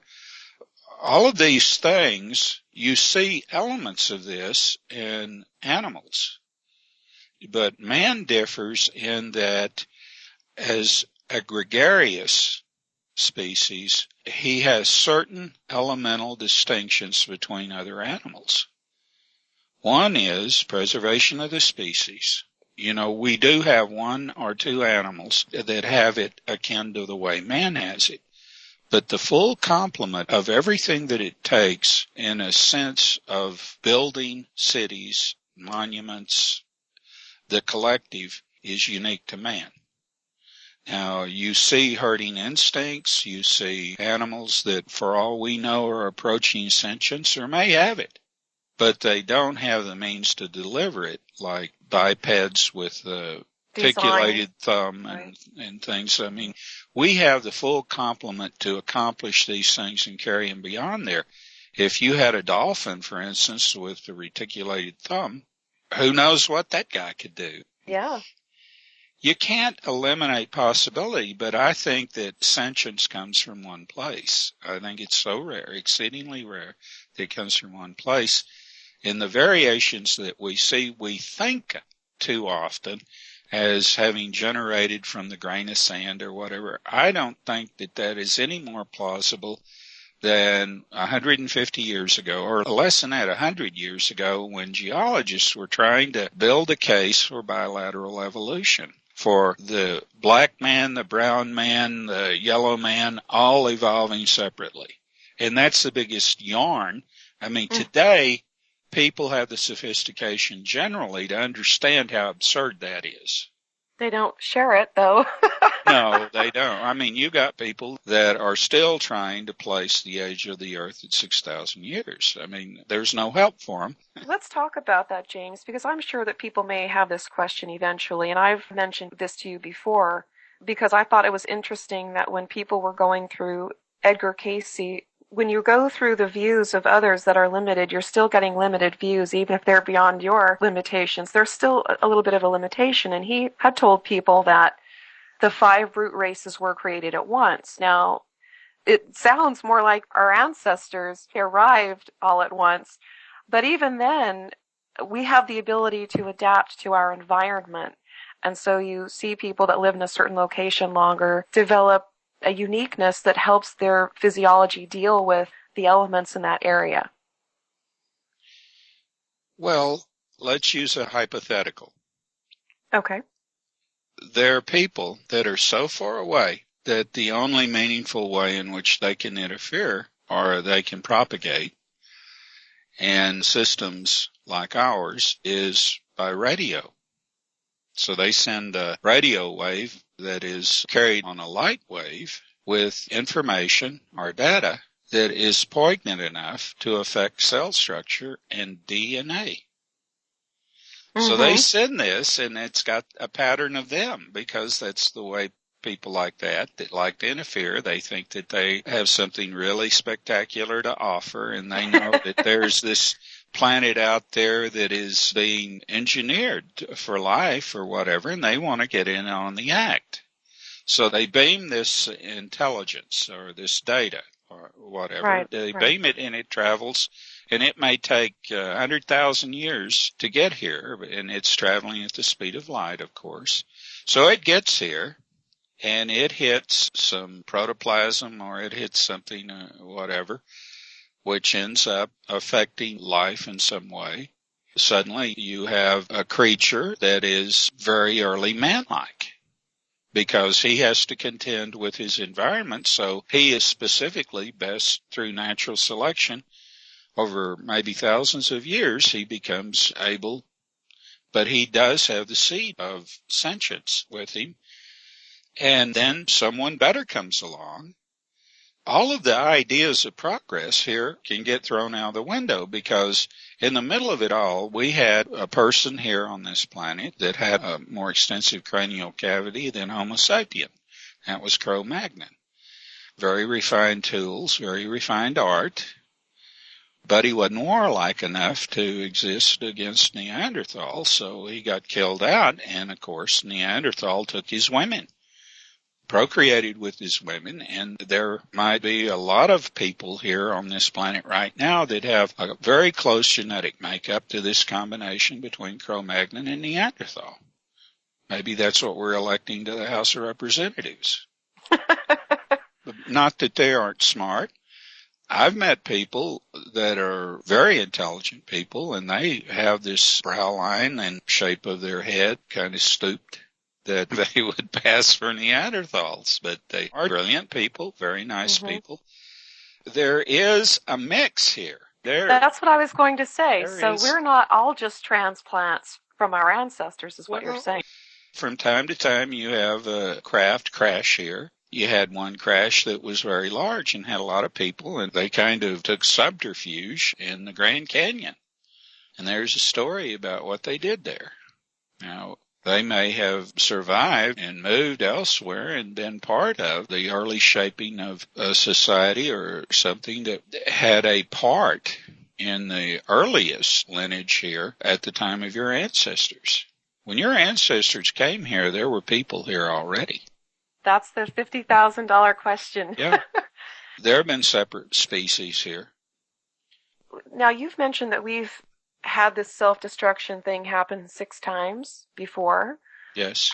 In the gaps in between, are there also people visiting in between when we come back? And how long are those gaps? About 25,000 years. About 25,000 years. Maybe a little less, maybe a little more. One of them was about 15,000 years. One of them was about 30,000 years. It's not regular. It's not clockwork. It takes a while for certain things to happen which make a presentable enough environment to start a new lineage. Because in almost every case, the same factors occurred that eliminated most life on the planet. And that was that the EMVs withdrew from the sun. Mm-hmm. So it just takes time for everything to become reestablished. That's right. Okay. That's right. Now, during those periods, do we get visitors here on this planet? Yes. You're always getting visitors. This is important, I think, for people maybe studying anthropology and whatnot, because all of these anomalies that they don't want to look at because they can't fit it into our timeline, well, that doesn't mean they aren't important. Don't try to fit them all into our timeline. The timeline is, you bring that up. Actually, I'll tell you, I believe in cause and effect. I believe in determinism. I mean, these are like the hand in front of your face. Mm-hmm. But there has been, what I say about time travel. Why don't you tell the people what I say about time travel? You've heard it from me so many times. If time travel is possible, ever will be possible, it's with us now. Yes. Well, it's a fact of life, but you have to understand it's something that has to be controlled, and whenever the continuum is tampered with, things have to be set right. The hydrogen bomb creates a tear in time, and there's a reason for that. Oppenheimer figured that out, and that's why he refused to work on a hydrogen bomb. That and the fact that he could see that this type of thinking, that whatever it is, no matter how bad it is, we got to get there first, would eventually lead to the destruction of the planet. And it is. Mm-hmm. James, I wanted to ask you about this because I began noticing it in 2010. The planets not lining up in the right spot, the sun and the moon doing weird things. And I had already talked about it in shows that I had done before you and I actually met. And I was also under the impression that it is consciousness. It doesn't stay one way or the other because it's like a crab coming out of the water and then he goes back in. We haven't really gelled anything yet. So I had that feeling myself, which you mentioned during the last show that we did, I've heard you say, what raised an eyebrow for me is in a show that you did with Tom and Ramon, where you said that things like HARP, and in this case, the hydrogen bomb, create tears in time. And so I'm wondering how much of that needs to be also considered in this equation. I cannot emphasize enough the power of expectation. Humankind expects things to roll out chronologically, and they will see something, and they will apply this power of expectation to it and work it out in their minds when the reality might be the opposite, the exact opposite. And that's what becomes their reality. Mm-hmm. And it may not be what's in front of them at all, but because you're gregarious, because you have established a collective consciousness of sorts, it becomes the consensus. Okay, I see. And so the reality keeps changing because the consensus keeps changing, I would think. Oh, yes. I mean, if you don't believe me, think about that it's only been in the past, I would say 15 years that people have been seeing UFOs to any extent at all. And now they see them every day. They see them in profusion. They see them doing different things. They see groups of them. They see all sizes, all configurations. It's been going on the same way all along. The only thing that is different is that the consensus is allowing people to discuss them. Consensus is allowing people to admit to themselves they're there. To remove the psychic block. Yeah. Right, right. Well, that's a big part of it, but it's also building an appreciation for a reality that was denied. You deny the possibility of something, you won't see it. That's the crux of the psychic block. I call that incredulity because you need some name to tack onto that, but basically what it is psychic blocking. Now, it can be used externally on you as mind control. And then you can actually, now that they have the ability to surgically remove, by surgically I mean particularly remove short-term memory, and they can reimplant the scenario in there that you firmly believe happened to you. I call it broadcast mind control. Right, which is very, very prolific now. But I want to go back and make this other connection because we were talking about the planets not being in the right space, and it doesn't last for very long, usually a couple of weeks, and then it will go back to the way it was. So are you implying that it already has changed? It's just that we're just now ready that to you're putting it back. When people get alarmed, they know where it should go. Their power of expectation puts it back the way it should be. Okay, that makes more sense. Okay. Yeah. What's disturbing it may be some of these technologies they're using, but as long as we know that it can be fixed, and I think that's another thing too, is that, we often say, and I say it more than you do because my view is different, that ET is not going to fix anything for us, but that's not entirely true. I mean, that's a half-truth. Well, look at the EMVs, right? If there's a problem with the sun, they fix it. If we do something to mess it up, I'm sure they'll fix it, but there are limitations, but we do have help, and I think that's important. Now, I keep expressing this and trying to stress it to tell you where the line is. Because if you go over this line, it's over. Mm-hmm. And I think that's important because we are getting help. And I do want you to clarify that because I don't want people to be confused about it. They do help us. And we would not, I don't think, have gotten this far without it. But there is a line, and I would very much like for you to explain that. Well, twice you would have had World War III. But when the attempts to launch ICBMs occurred, nothing would work. And there are people that know exactly what I'm referring to. Mm-hmm. It's highly explosive to say what I've just said, but, it's a fact. I'm not exaggerating or anything, and it shouldn't come as a surprise to anybody after all the saber rattling that's gone on over the last 12 years. That's true. I mean, mutually assured destruction really was mad, but it was accepted. That's a reality. When you have nations like Russia today and the United States and a collection of nations like Israel, France, England, and so forth that have a contingent arsenal of nuclear weapons. The idea that if somebody starts throwing those around, that there would be a limited exchange is just insane. Eventually, somebody's going to let loose with everything they've got, and everyone else is. And that's the end. Nobody's going to worry about putting this planet back together again when that happens. It's just going to let this become another sun, and this will be a binary system. Hopefully we won't find out what a binary system is. Hopefully we won't. Believe me, this is a furthest wish in the minds of ETs. This is a furthest wish in the minds of the blondes, who are ETs too. Everybody in the extended community, EMVs alike, wish the best. They're there, they're hoping that you'll overcome your technology, that you'll overcome this narcissistic system.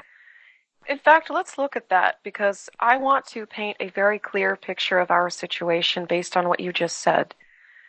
Even the extended community wants us to do well.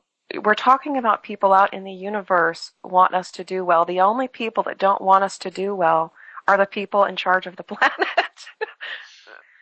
You know, I'm going to name some of these people. You have people that want to believe in doom. They will take the work of a fraud. They will take mythology and they will build out of it a doom. And they want to believe in it. And it reminds me about one of the sequels to The Planet of the Apes, where these people are worshiping the hydrogen bomb. And why anybody would want to do that, I have no idea. I once said that it might be true that he who lives by the sword dies by the sword. He who lives by the hydrogen bomb will die by it. That might be true, but you don't want to believe it, do you? You want to consign yourself to doom? I don't really understand that, and of course, you know, that's a big frustration of mine, because always the doom from space when the problem is here on this planet. The problem is here, but it doesn't make any difference. I can remember back in the 50s when there were a number of intelligent people that just knew that it was going to come to a nuclear exchange. It almost did over the Cuban crisis. Thank God that the Kennedy brothers stood up against Westmoreland and said, no, He wanted to launch. When you understand that there are people that are absolutely off their rocker with that kind of power, and that there are people that other people look up to just because they've got money, like Bill Gates and Ted Turner, who talk about depopulation. Well, the world might be better off without you, Mr. Turner, and you, Mr. Gates. You know, that's so funny, because I've expressed that exact sentiment in the first book I wrote. Who really are the worthless eaters, when you look at it that way? Who is it that doesn't contribute anything positive to the betterment of our race? Well, you know, there are a lot of hackers out there that would agree with you about Mr. Gates. Well, I think we should wrap this up, James. People should have a lot to think about before we do the next one. And I know that we were entertaining the idea of having people submit questions that they would like asked. So how do you feel about that? Would you still like to do that? Oh, that's fine. Surely. Okay. We have the blog, which is www.emvsinfo.blogspot.com for people to send those questions to. So thank you very much, James, and we'll talk again soon. Thank you, Crystal.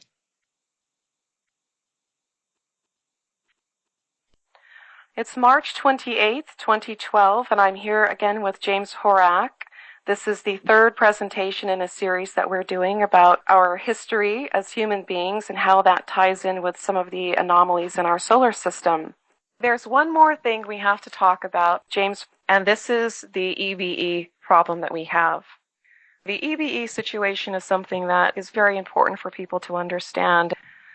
Not that it makes sense in a sane way, but it does kind of make some sense from the perspective that the people that are running the planet really do operate from the God complex place.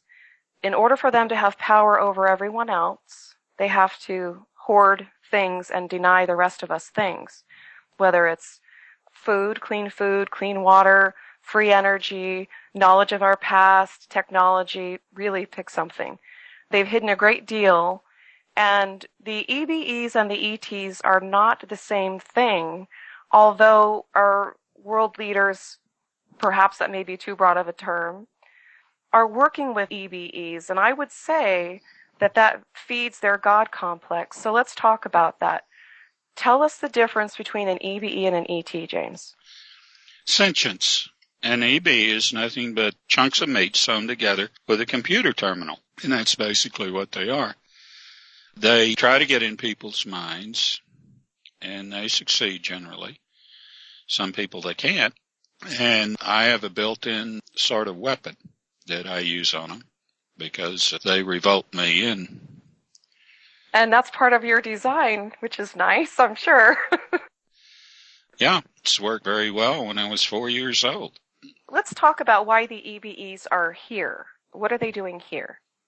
Well, this is their last subterfuge. They have run out of systems all over this part of the galaxy because they've caused problems. They're problematic. They're not hostile, but they are problematic because they have renegated from a purpose they were designed for 90,000 years ago.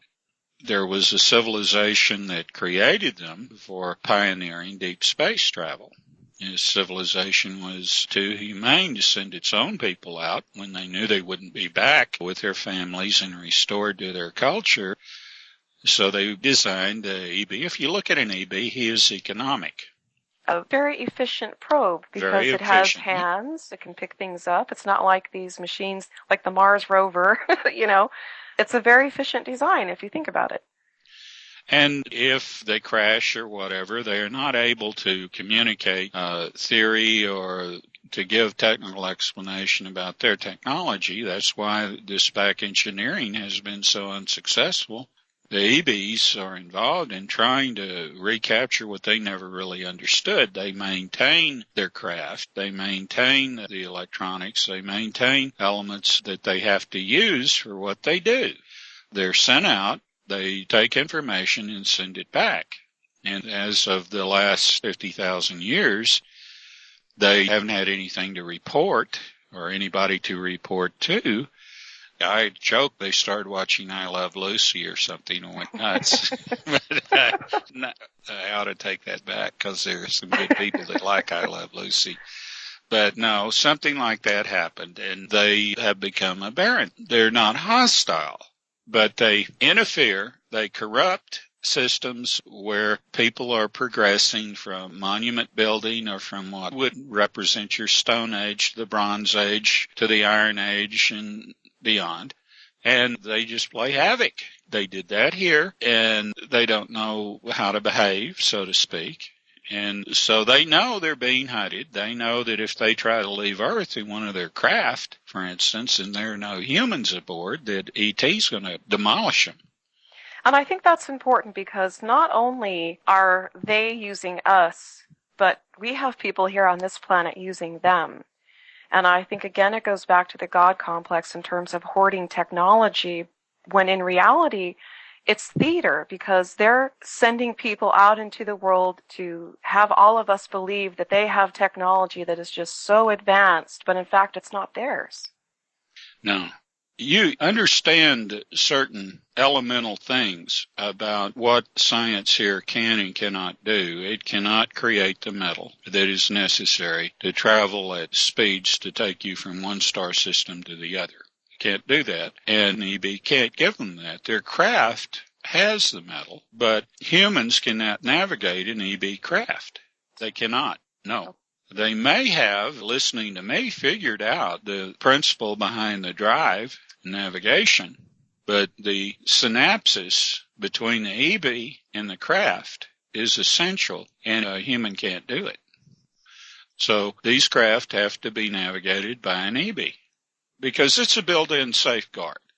The people that created the EBs created safeguards so that the EB could not pollute a civilization, could not contaminate it, could not change its development and create the problems that we see here. Of course, it's polemical here, even though the EBs have complicated matters, and they are an argument that I use with ET to be indulgent with man here. Mm-hmm. because they have to an extent. But you have an element here that no matter what, whether there were EBs or not, has become insane.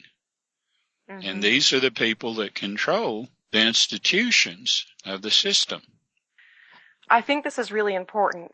All the EVs have become to these people is another tool of control, which is why they keep them around. It keeps the illusion going. That, and I think that the main use of EBs today is that people mistake them for ET. It's a lot easier to script the EBs as hostile ETs. Which goes back to we're your savior because there's hostile ETs. Yeah. They're fighting against common sense. I keep saying this, but it's not getting across. Yeah, we decided that we would let you make a ruinous trash dump of Earth, and then we want it? Yes, and there's two other things about that I want to mention, is the way that we have explained, even our own ancestors and their level of technology, it was so far advanced that if there really were hostile ETs, it would not be a war, it would be a slaughter. We don't have the kind of technology that we would need. They're way too advanced. So if they were going to attack, I think they would have done it already. Crystal, there are different kinds of evolution. If you approach star travel technology, where one person can, in their little hand, have the power to destroy a planet, and you haven't changed, you haven't come up, you haven't gotten over the hump, that person is going to come about, and that planet is going to be destroyed. Mm-hmm. It is a dead, cold, harsh inevitability. And one thing eliminates the other. One problem eliminates the other problem. That is evolution of a sort.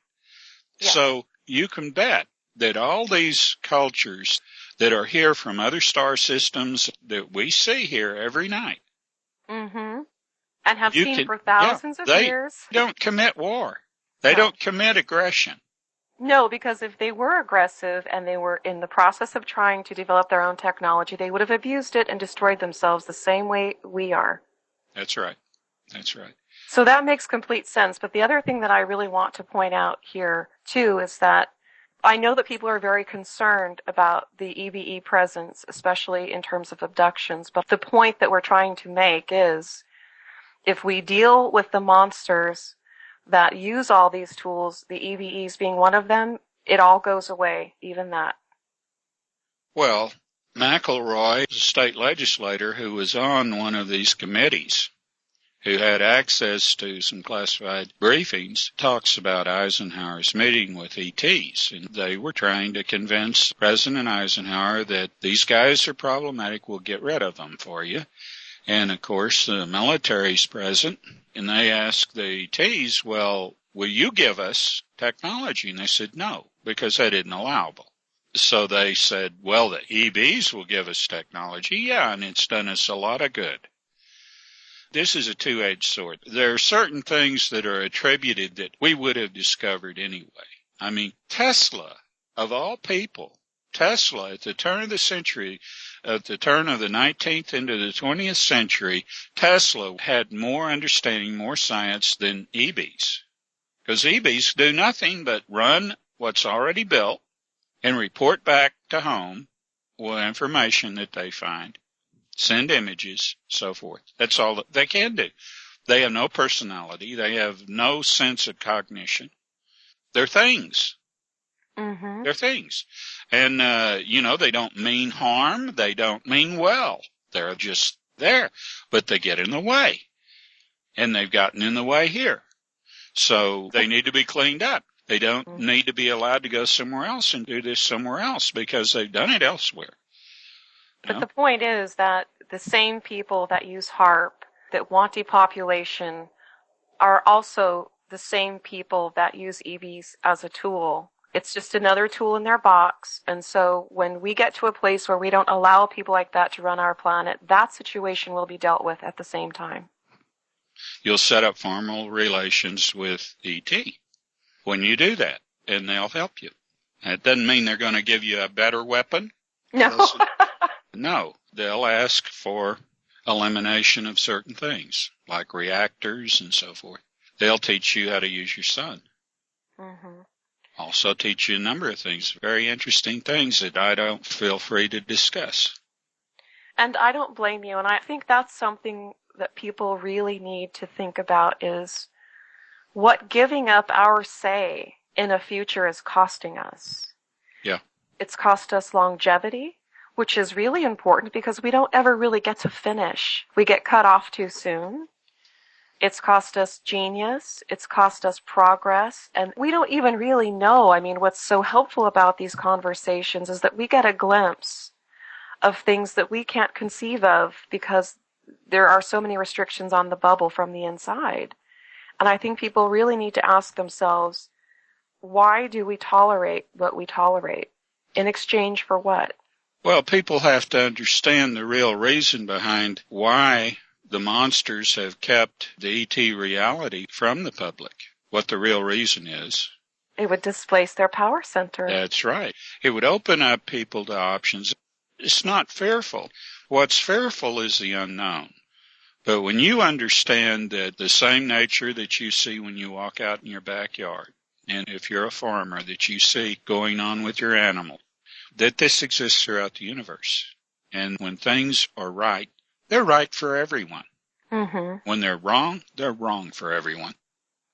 We have here people that have an illusion of happiness that is based on something that is its own end, its own destruction. That's right. That's right. And people themselves will participate in, for example, what's going on with these elections. It's painfully obvious that whether you like Ron Paul or not, he's being robbed of any real chance in so many different ways. So the elections are rigged. Now, it's disturbing to me that an individual would let that go just because they don't like Ron Paul. Well, if you let it go, what's going to happen next time? They're going to do it again. I mean, that's the thing. I heard someone say once that if you really wanted to look at this as a war for souls, the proper way to look at it is every time you see something that you know is wrong and you don't do something about it, you lose a little piece of your soul. Well, that's true. Imagine the hell that these people are going through because they don't have the courage to call the police or speak out when they see somebody being beaten to death or mugged. I wouldn't want to live with that. Mm-hmm. And there are plenty of people that are. The situations that we have put people into in Afghanistan, for instance, young men and women that we've sent over there. And I was appalled to find out just this week that as of the last year or so, the mortality statistics over there, more people were committing suicide than were being killed by enemy fire. Mm-hmm. Yes, that's been going on for a while. So if you want to convert that into realistic terms, in terms you may not like but are absolutely true, their leaders are killing their own warriors at a higher rate than the enemy is. Yes. The American people have not been given a moral equivalent as to cause for any of these wars. And they're paying a price. And we've been so segregated, and that's the mentality that drives it, because people will say, well, that's not happening to me, so why should I care? Well, you should care because eventually it will come back to you. The monster just grows. Well, the damage that the war in Vietnam did, I had so many friends that I lost, and so many people that I know had their lives just utterly destroyed from a war that never had a real justification. And the only justification that was ever used was a lie. And today we find out that it was absolute fabrication. But it doesn't seem to click with people that, all of these wars that we've been engaged in since World War II fit into that category. Every single one of them. Yes, and I think that this also is so much easier to get people to do by exploiting split consciousness. And it may be a somewhat simplified way to explain it when we say the left brain and the right brain themselves are opportunized in different ways because, here in this country, We are right-handed, and we're taught to write from left to right, which constantly reinforces use of the left brain. If you just look at how that is exploited in a human being, and you blow that up on the larger stage, we've cut our own planet into two different hemispheres. We have the East and we have the West, and they're at war with each other, just like the human being is within self. Well, it goes deeper than that. You have an antagonism, a fear of the conscious mind of the subconscious, because the subconscious is not the social part of the mind. And from the age of 2 years old, we are taught, we are entrained that we have to follow a certain set of rules in order to be socially acceptable. And we can't be too truthful. We can't be candid because we'll hurt Andy's feelings. Tell the paper boy I'm not here. And all this, and this cuts deep into the child's natural reactions. It causes them to be hesitant. This furthers the gap between the two minds. So you have this balancing act between the subconscious and the conscious going on, with the conscious mind having possession most of the waking hours, and all that time it is shutting out the subconscious, and our everyday conversation is correcting the dissembling and the lying that we do in our forward speech with reverse speech. Now, there's an offset, something that's very important here. And the exact opposite, when you're reversing speech to find out what a person may actually mean when you don't trust what they're saying in their forward speech, the subconscious is correcting that, but it does it in imagery, mainly metaphor. And these metaphors are all the same for every culture, every age, which is very interesting. So it's better than a polygraph because not only do you find out that they're lying, but you find out what the truth is at the same time. Of course, it's in metaphor.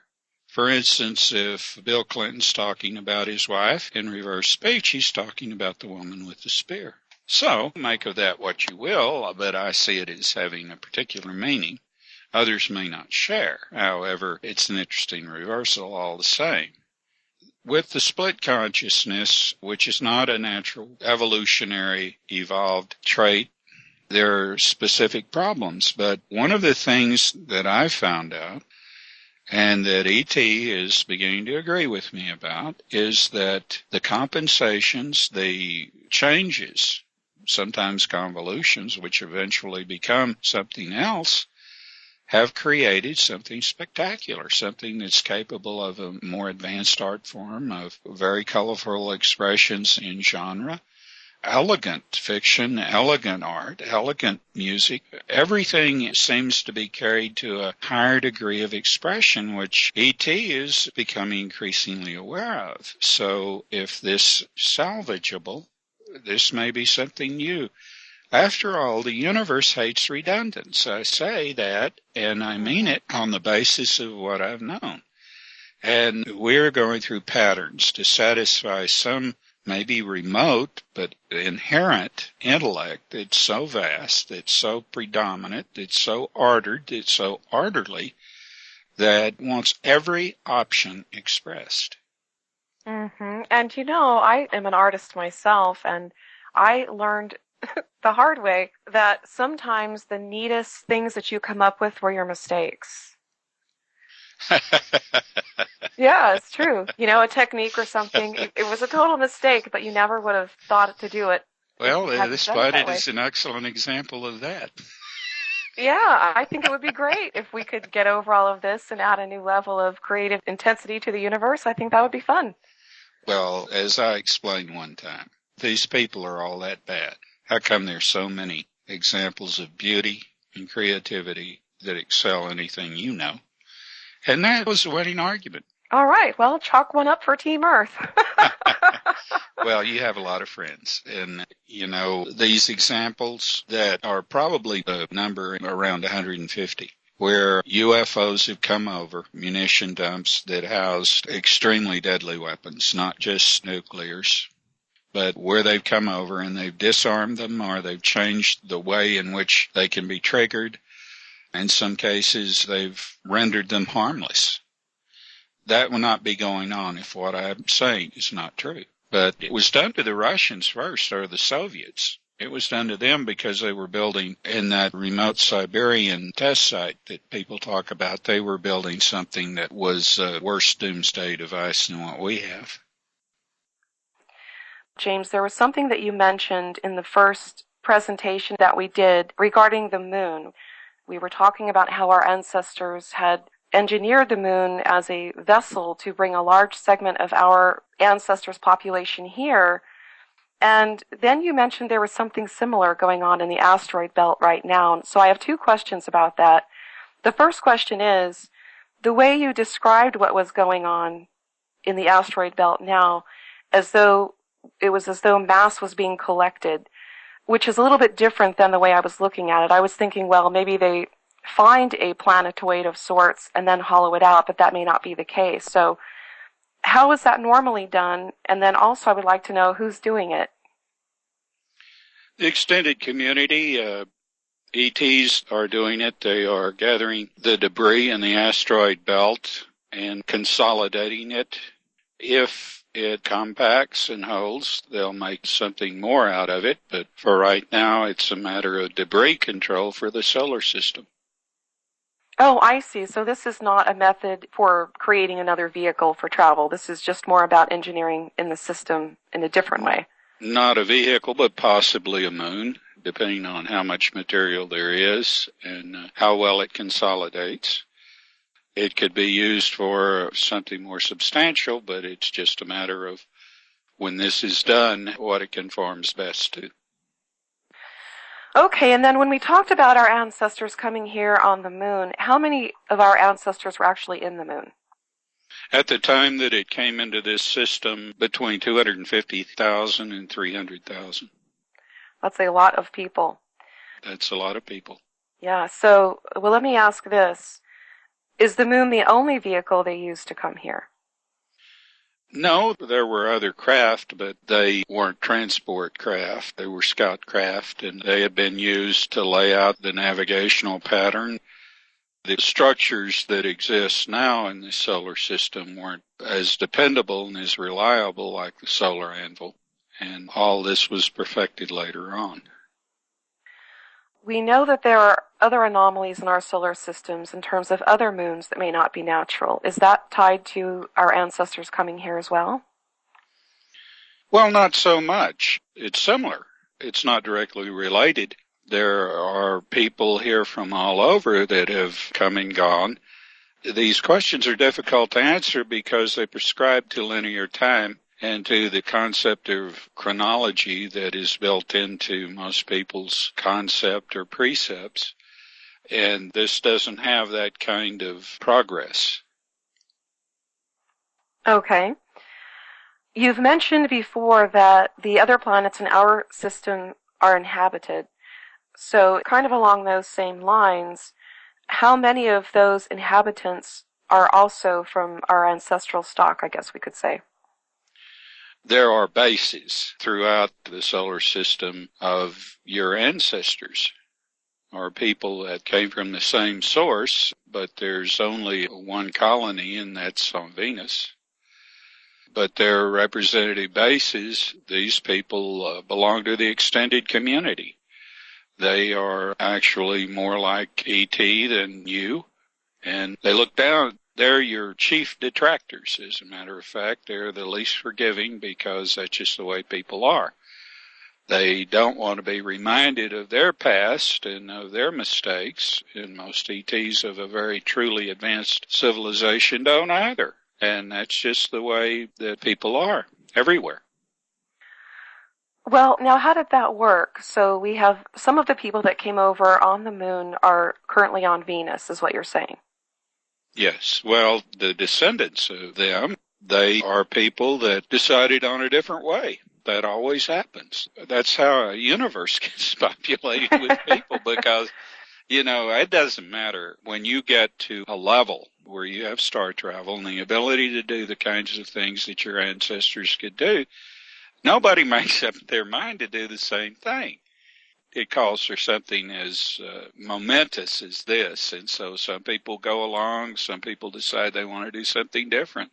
Some people just bail out completely, but don't want to leave, like the blondes. And then they, over a period of time, reestablish elsewhere, but maintain a base here. Yeah, I can see that because you have so many more choices when you get out there. That's right. And you find people that you are more agreeable with in other places, and you like them, and you build bonds and connections. And so, if there happens to be a friendly environment nearby, you might set up just on the basis of how agreeable you find them. That happens. It happens over and over again. When time is not your limiter. In other words, when you look vastly beyond the next decade, the next generation, the next age, you keep in perspective the trends that you lose here because of political changes. When anything happens in the political arena among people that have an elite, things get covered up, don't they? Mm-hmm. So you don't have a true idea of your lineage or even what's happened from one generation to the next because it's being rewritten for the edification of the controllers. That's exactly right. Deleted and rewritten at the same time. And I think that's really important to know because we were such once great people and so much effort has been put into robbing us of that identity to the degree that we are being systematically taught that somebody else has to do things for us because we're not intelligent enough, which is really sad. I think it's really fascinating that there are some of our ancestors living on Venus. So if we get a view from a satellite in space of a craft, it may actually be one of our own ancestors. That's right. That's right, and they look like you. They may have a different attitude by far, and they may seem superior in their attitude and that sort of thing. But essentially the only difference is they have a unified consciousness, and they consider you less because you have a divided consciousness. But then that's even changing today.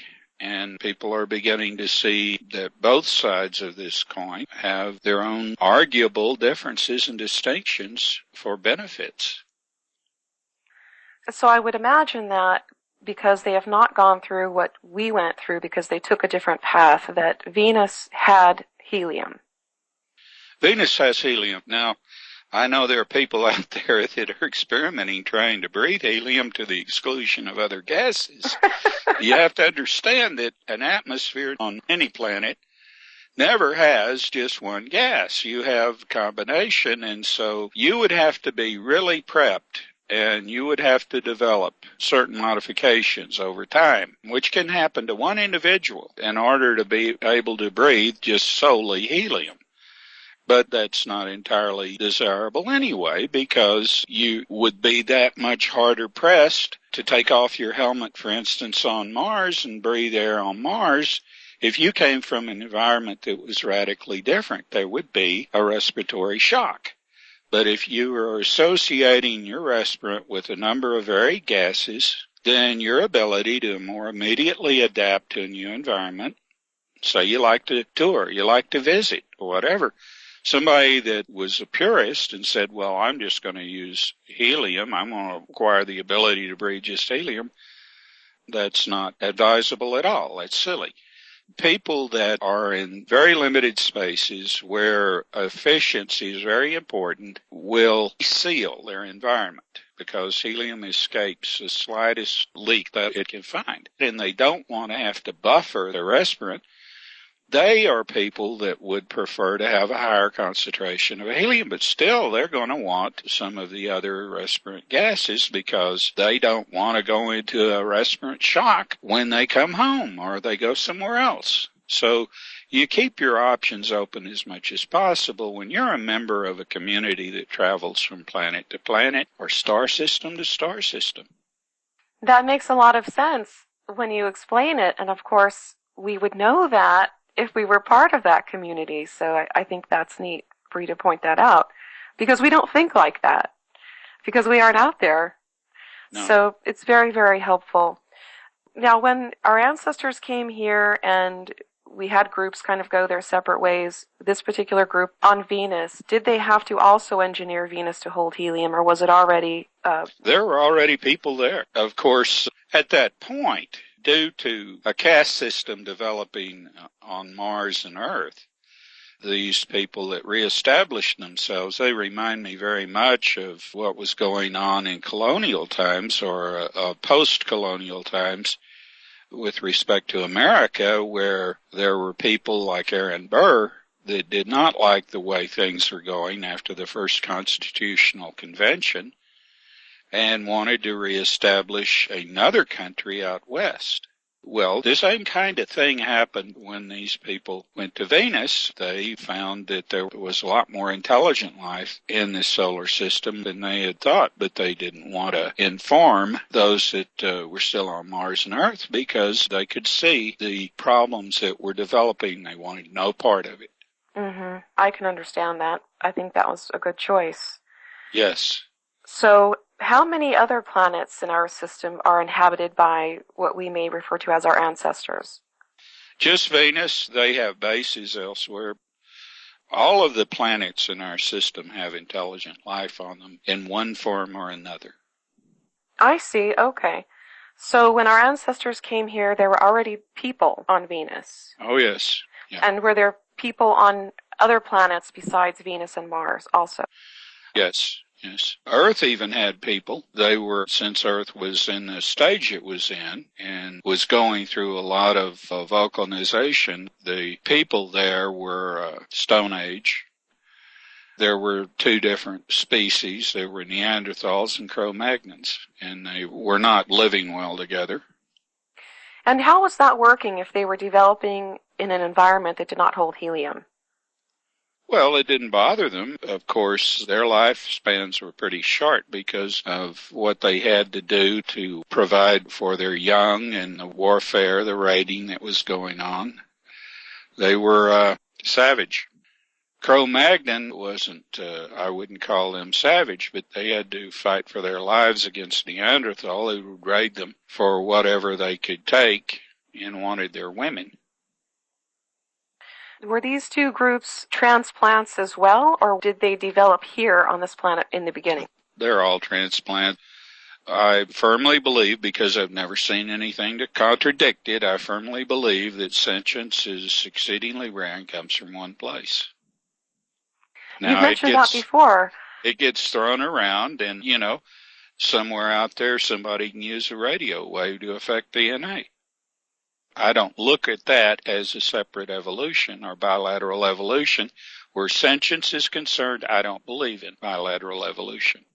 So what you're saying is that there's a source out there somewhere that seeds sentience. Yes. And sometimes you can see that, you go find a civilization that for some reason or another, not necessarily good reason, does this rather irresponsibly. And for other reasons, you begin to see so many similarities, and even cold-blooded people and warm-blooded. The differences are insignificant. The differences only matter when you have a prescribed idea of beauty or a prescribed idea of politics or how someone survives in an atmosphere or whatever. The modifications are traits that come about that are imposed out of necessity by an environment different than another are minimal. And they're not really observable that much in the appearance. That makes a lot of sense, and of course we still have our own problems here with our own race, don't we? If they're a different color, well, they must be different, but really on the inside we're all the same, especially if we're sentient, right? Absolutely. Here on Earth, you obviously all come from one source. I mean, physiologists don't challenge that today at all, but at one time they did. At one time, there were established ethnologists and anthropologists who believed in bilateral evolution, and that's just absurd. I mean, if you stop and think about it, the only people that would even want to believe that kind of a thing are racists who are trying to build a case for one race being superior to another. Mm-hmm, and they've done a fine job. they've divided a lot of good people and confused issues all along.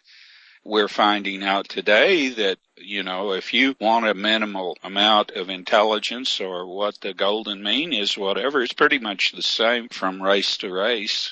And some people have adaptive abilities over others. But, the difference is as far as intellect go or cultural. They're not physiological. Right, and that's something I think that a lot of us are really trying to get across, because one of the ways that we are controlled is divide and conquer. And that's a problem. We need to really begin to see past that, because we are all living on the same planet. We all have the same desires and wants. We want to be healthy. We want to be happy. We want our children to be healthy and happy. We're not really that different from each other, and we should stop letting people tell us that we are. That's right. And again, this carries over to the fear that people have of what may lie outside their system. Yes, it gets projected outward. Yeah, it gets projected. And that's what you can see now as people are being misled more and more.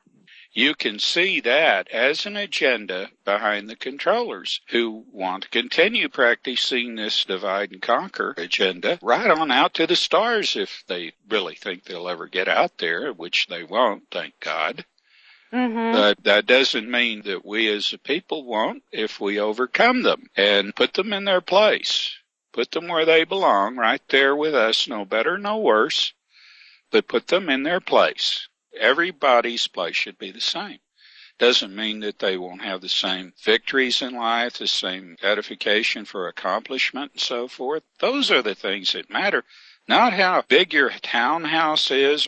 I'd much rather raise the standard of living of everybody and live in a world free of guilt and free of having to watch people go hungry and then having somebody mandate a law against feeding them, which, is current. People wake up. We are either going to prove to our neighbors out there that we are fit to be a part of something more and have friends that can help us in ways we can't imagine now. And we need that help desperately, I think, if you look at Fukushima and the Gulf of Mexico, because the people on our planet certainly are not going to fix it. And those of us that want to don't have the technology refined enough to know if we can fix it fast enough. Well, let's look at something that's even worse than all that. We know that there is a grab for water. We also know about fracking. Has anyone put together that fracking is a way of destroying the value of the water you don't own in order to enhance the value of the water you do own? Yes, I actually thought about that when you were explaining what we did to the crust of Mars and how that also interfered with their atmosphere. It reminds me of a very similar situation. Well, what happened on Mars is going on here, only it's more incremental here.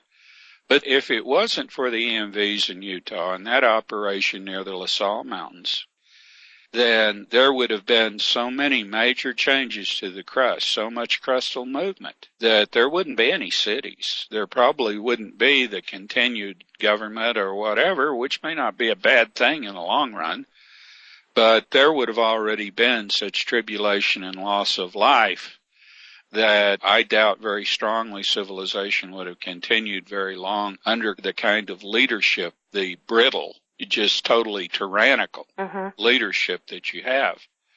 Because they have to have certain things in their program that are stable and controllable in order to persist. And they don't understand their own structure well enough to know that. The changes that they want to impose on this planet will be their end, regardless of whether the masses of people wake up and do something about it. That is exactly right. And I think that's important, because when we do these kinds of shows, we are not just educating what people refer to as the 99%.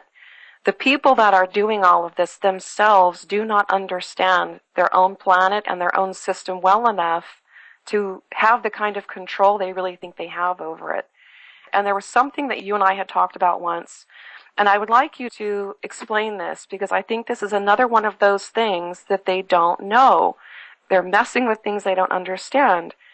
You had once mentioned that there is some kind of an organism in our atmosphere.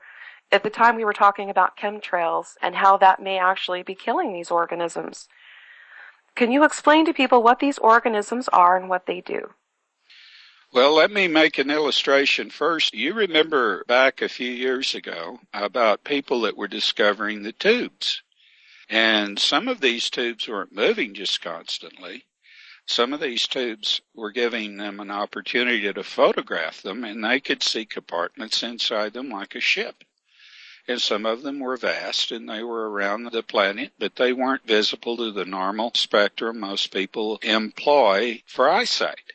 But they were getting these graphics and seeing that these were compartmentalized, that they had very elaborate designs on the inside, geometric designs and so forth. And these people weren't just dreaming this up. This wasn't a fantasy. So imagine if it can exist in size.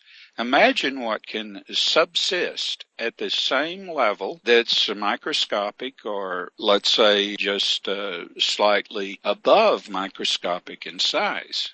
Throughout the atmosphere, throughout space, throughout almost everywhere, that there is a niche for some living thing to be. And this, of course, goes on in our atmosphere. Now, the chemtrails have killed off certain microbes that are in the atmosphere, which absorb energy and flourish and build their own colonies and add to the process of producing atmosphere and return to the atmosphere, just like the EMVs return energy to the sun and keep a more or less stable relationship between the energy exchange and the energy transfer. Well, these little critters do the same thing, and we had an inordinate number of chemtrails throughout the world year before last, and so the summer of last year we had a white light, a full spectrum light, that was killing shrubs, trees, bushes. Even though you'd water them, fertilize them, try to take care of them, and just flat out killing them. And it happened here. It happened all over because we didn't have the filtration that we'd normally have if these microbes living in our atmosphere hadn't been reduced in numbers so much that they couldn't add to the quality of our environment the way they had. That's really important because I don't really think they know this. There are a lot of things that they don't know. They're messing with things that they don't understand to their own end, because if the planet goes, they go too. And it's really frustrating because they just... Well, Crystal, you have good scientists, but a lot of good scientists aren't working as scientists anymore. Or if they are, they're having to keep their mouth shut and bite the bullet in order to keep their job. You know, when you don't show the enthusiasm for buying on to global warming and for adding to the war machine and for selling vaccines that are harmful and all this other crap, then you're suspected. So you're given a little slot. You're given less and less information to work with and paid less and doing lab work that when you could be in there working on theory and working on cosmology, working on things that you would be a lot more of a value with. But they're not interested in value. They're interested in adding to their control, not discovery, but keeping people that have made discoveries, even under these constraints, keeping them from getting their discoveries to the public. It's minimalization. It's a good word. And what it means is the control of information to suit an agenda and to put anybody that's a threat in a position to demasculate them intellectually or professionally so that they can't be another Dr. Norman Berggren, for instance. Yes, but the reason that it's so important that the information does get out is because that whole agenda thing, regardless of which side you're on, if you're the guy that won't say anything because you don't want your grants pulled, or if you're the guy threatening the guy not to say anything, both of those actions or inactions go to the same place, extinction. They certainly do. They need to understand that. It won't work either way. So that's really frustrating. And so I thank you for giving that example because I don't really think people know that, at least in any meaningful way, because why would you hide it if you know that if you kill these critters off, your planet's going to cook? You know, you're not going to survive that. Crystal, the reason that I can say this, I don't feel any need to qualify it, is that you take the Gulf of Mexico. Everybody knows what coral is and can see it. They know that it's delicate. They know that it does a number of things for saltwater environment. In fact, it keeps the salt environment healthy. It's a necessary part. And they know that if they know anything at all about it in particular, they know that Corexit took that oil right down on that coral and that will kill the coral. Therefore, they know when their president comes out and say, oh, well, pretty soon it's going to be better than ever, that he is either the most ignorant hound to ever have a forum of that type, or he is a damn liar. Either way, the result is significant equally, that we have people that are pulling strings, running things, making decisions of authority that make no sense in the perspective of right, wrong, or indifferent to the consequences of what's being done to the world. The same is true of the political leaders in Japan who sit there impotently, just as Barack Obama sat there impotently when the Gulf of Mexico disaster occurred, and fold their hands up and let companies that have professed no value for the environment of Japan come in and make decisions. That's exactly what happened in the Gulf of Mexico. BP absolutely had no interest in the impact on our environment in the Gulf of Mexico than the people that ran those nuclear reactors at Fukushima. When you realize that, when you really get that down and you see the full ramifications of it, you have got a blueprint for what's going on all over the world by these industrial magnates who have reached the point of just absolute irresponsibility. Mm-hmm. It sounded like you were going to say lunacy, and I think that's a good term. Oh, We're being nice, Crystal. We are. Nice. That is the truth. We are being very nice. They're suicidal to the point of homicide. Mm-hmm. That's true. I think it's something to do with maybe the God they worship or whatever. You know, we talked about that. We know that they bond together around Lucifer. It's like Fulford recently said when he introduced in his last release these two gentlemen that were interesting. He said that, yeah, we know they worship Satan. Well, it's essentially the same thing. It's something that will absorb. It's a figurehead, a god, or whatever you want, that'll absorb all the guilt for your inhuman practices. I think another thing that people are going to, in their own mind's eye, say to themselves is, well, the reason that they are willingly letting this planet die is because they can go somewhere else to another planet and hide, and that is not the case. We did talk about Mars a little bit, but I really want to dig into that because all of the conspiracy theorists are pushing that idea that they can go to the moon and hide or they can go to Mars and hide. So let's talk about Mars first. Are they still even allowed on Mars now? No. And why not? Why were they asked to leave? They were weaponizing space. Okay, and how were they asked to leave Mars? Well, they were warned. And when that didn't do it, then the ETs that are there started terraforming with a little guy that devours their metal. Now, I want people to understand that. They didn't shoot laser beams and kill anybody. They were very, very gracious, but they meant what they said, and that was their way of dealing with it. It doesn't harm humans.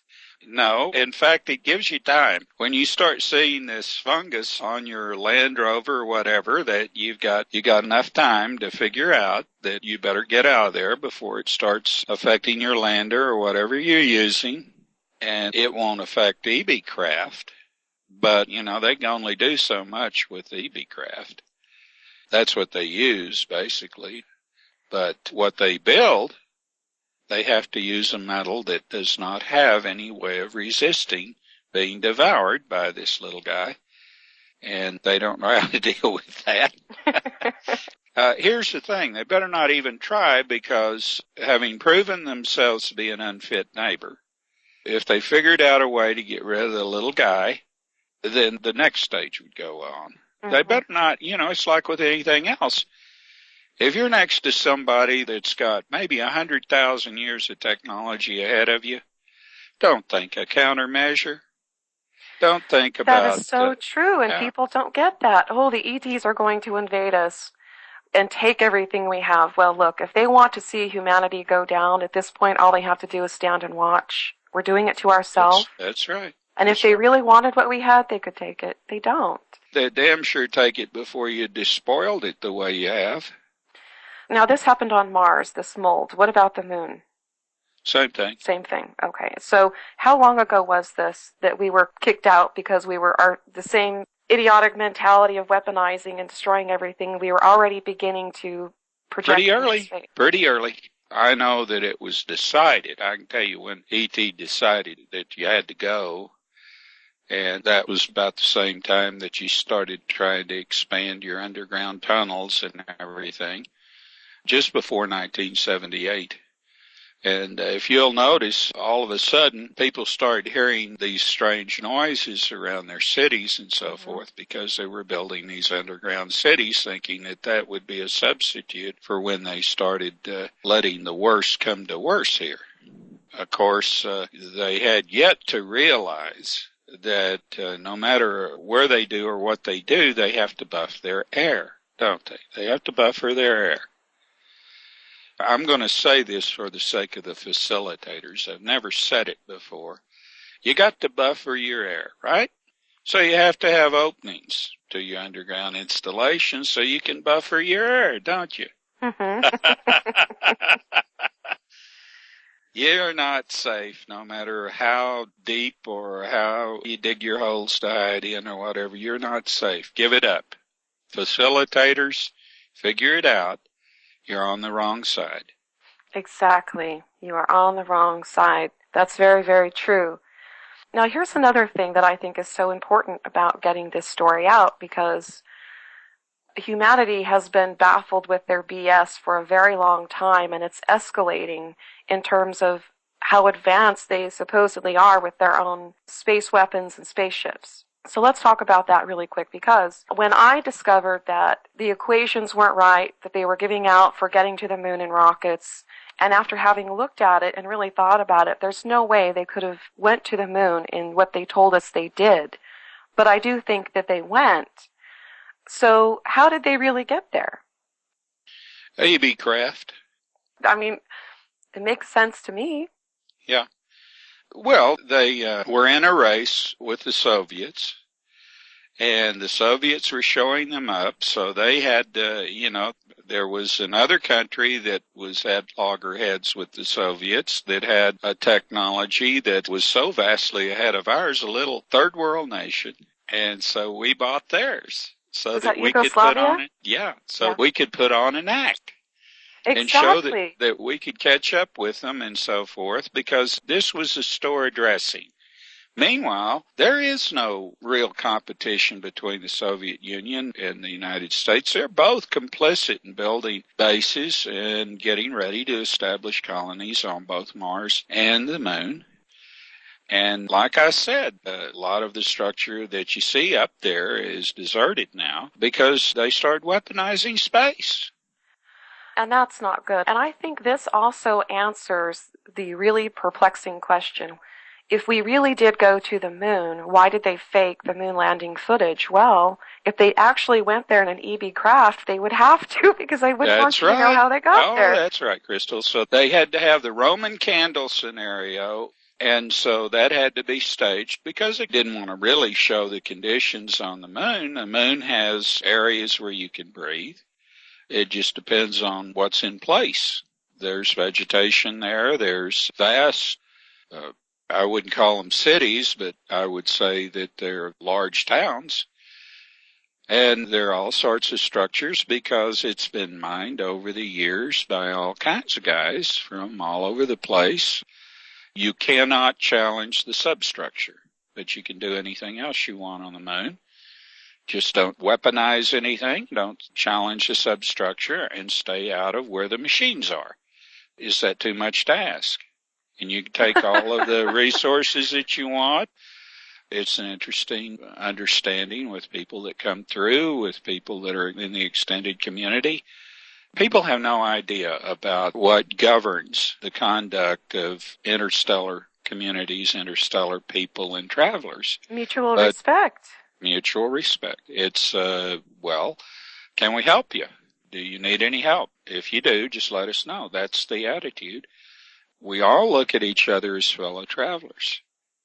I can see that, and I would love to really see it for real. It would be great. And I know that we're trying to keep this one kind of short, and we've covered a great deal of information in this series. So is there anything that you would like to cover before we end it? I would just like to tell everyone that there are wonderful things to discover, and the discovery doesn't lead down a dark forest path with a wolf at the end of it. It's eye-opening and a wonderful journey. So you're being held down, and overcome those that are holding you down as peacefully as you can and move to the next level. Hear, hear. Yeah. It's time. We're at that place where we really have to decide which way do we want to go, because the window won't stay open forever. People need to really think about what kind of a future do they want. Do they want this horrific slave transhumanism, depopulated, destroy everything in the process? Or do they want what we once had? Which sounds really pretty awesome. So thank you very much, James, for doing this series. I really appreciate it. And thank you again to Helvetic, the creator of information-machine.blogspot.com, for asking us to do this show. Thank you, Crystal. Good night.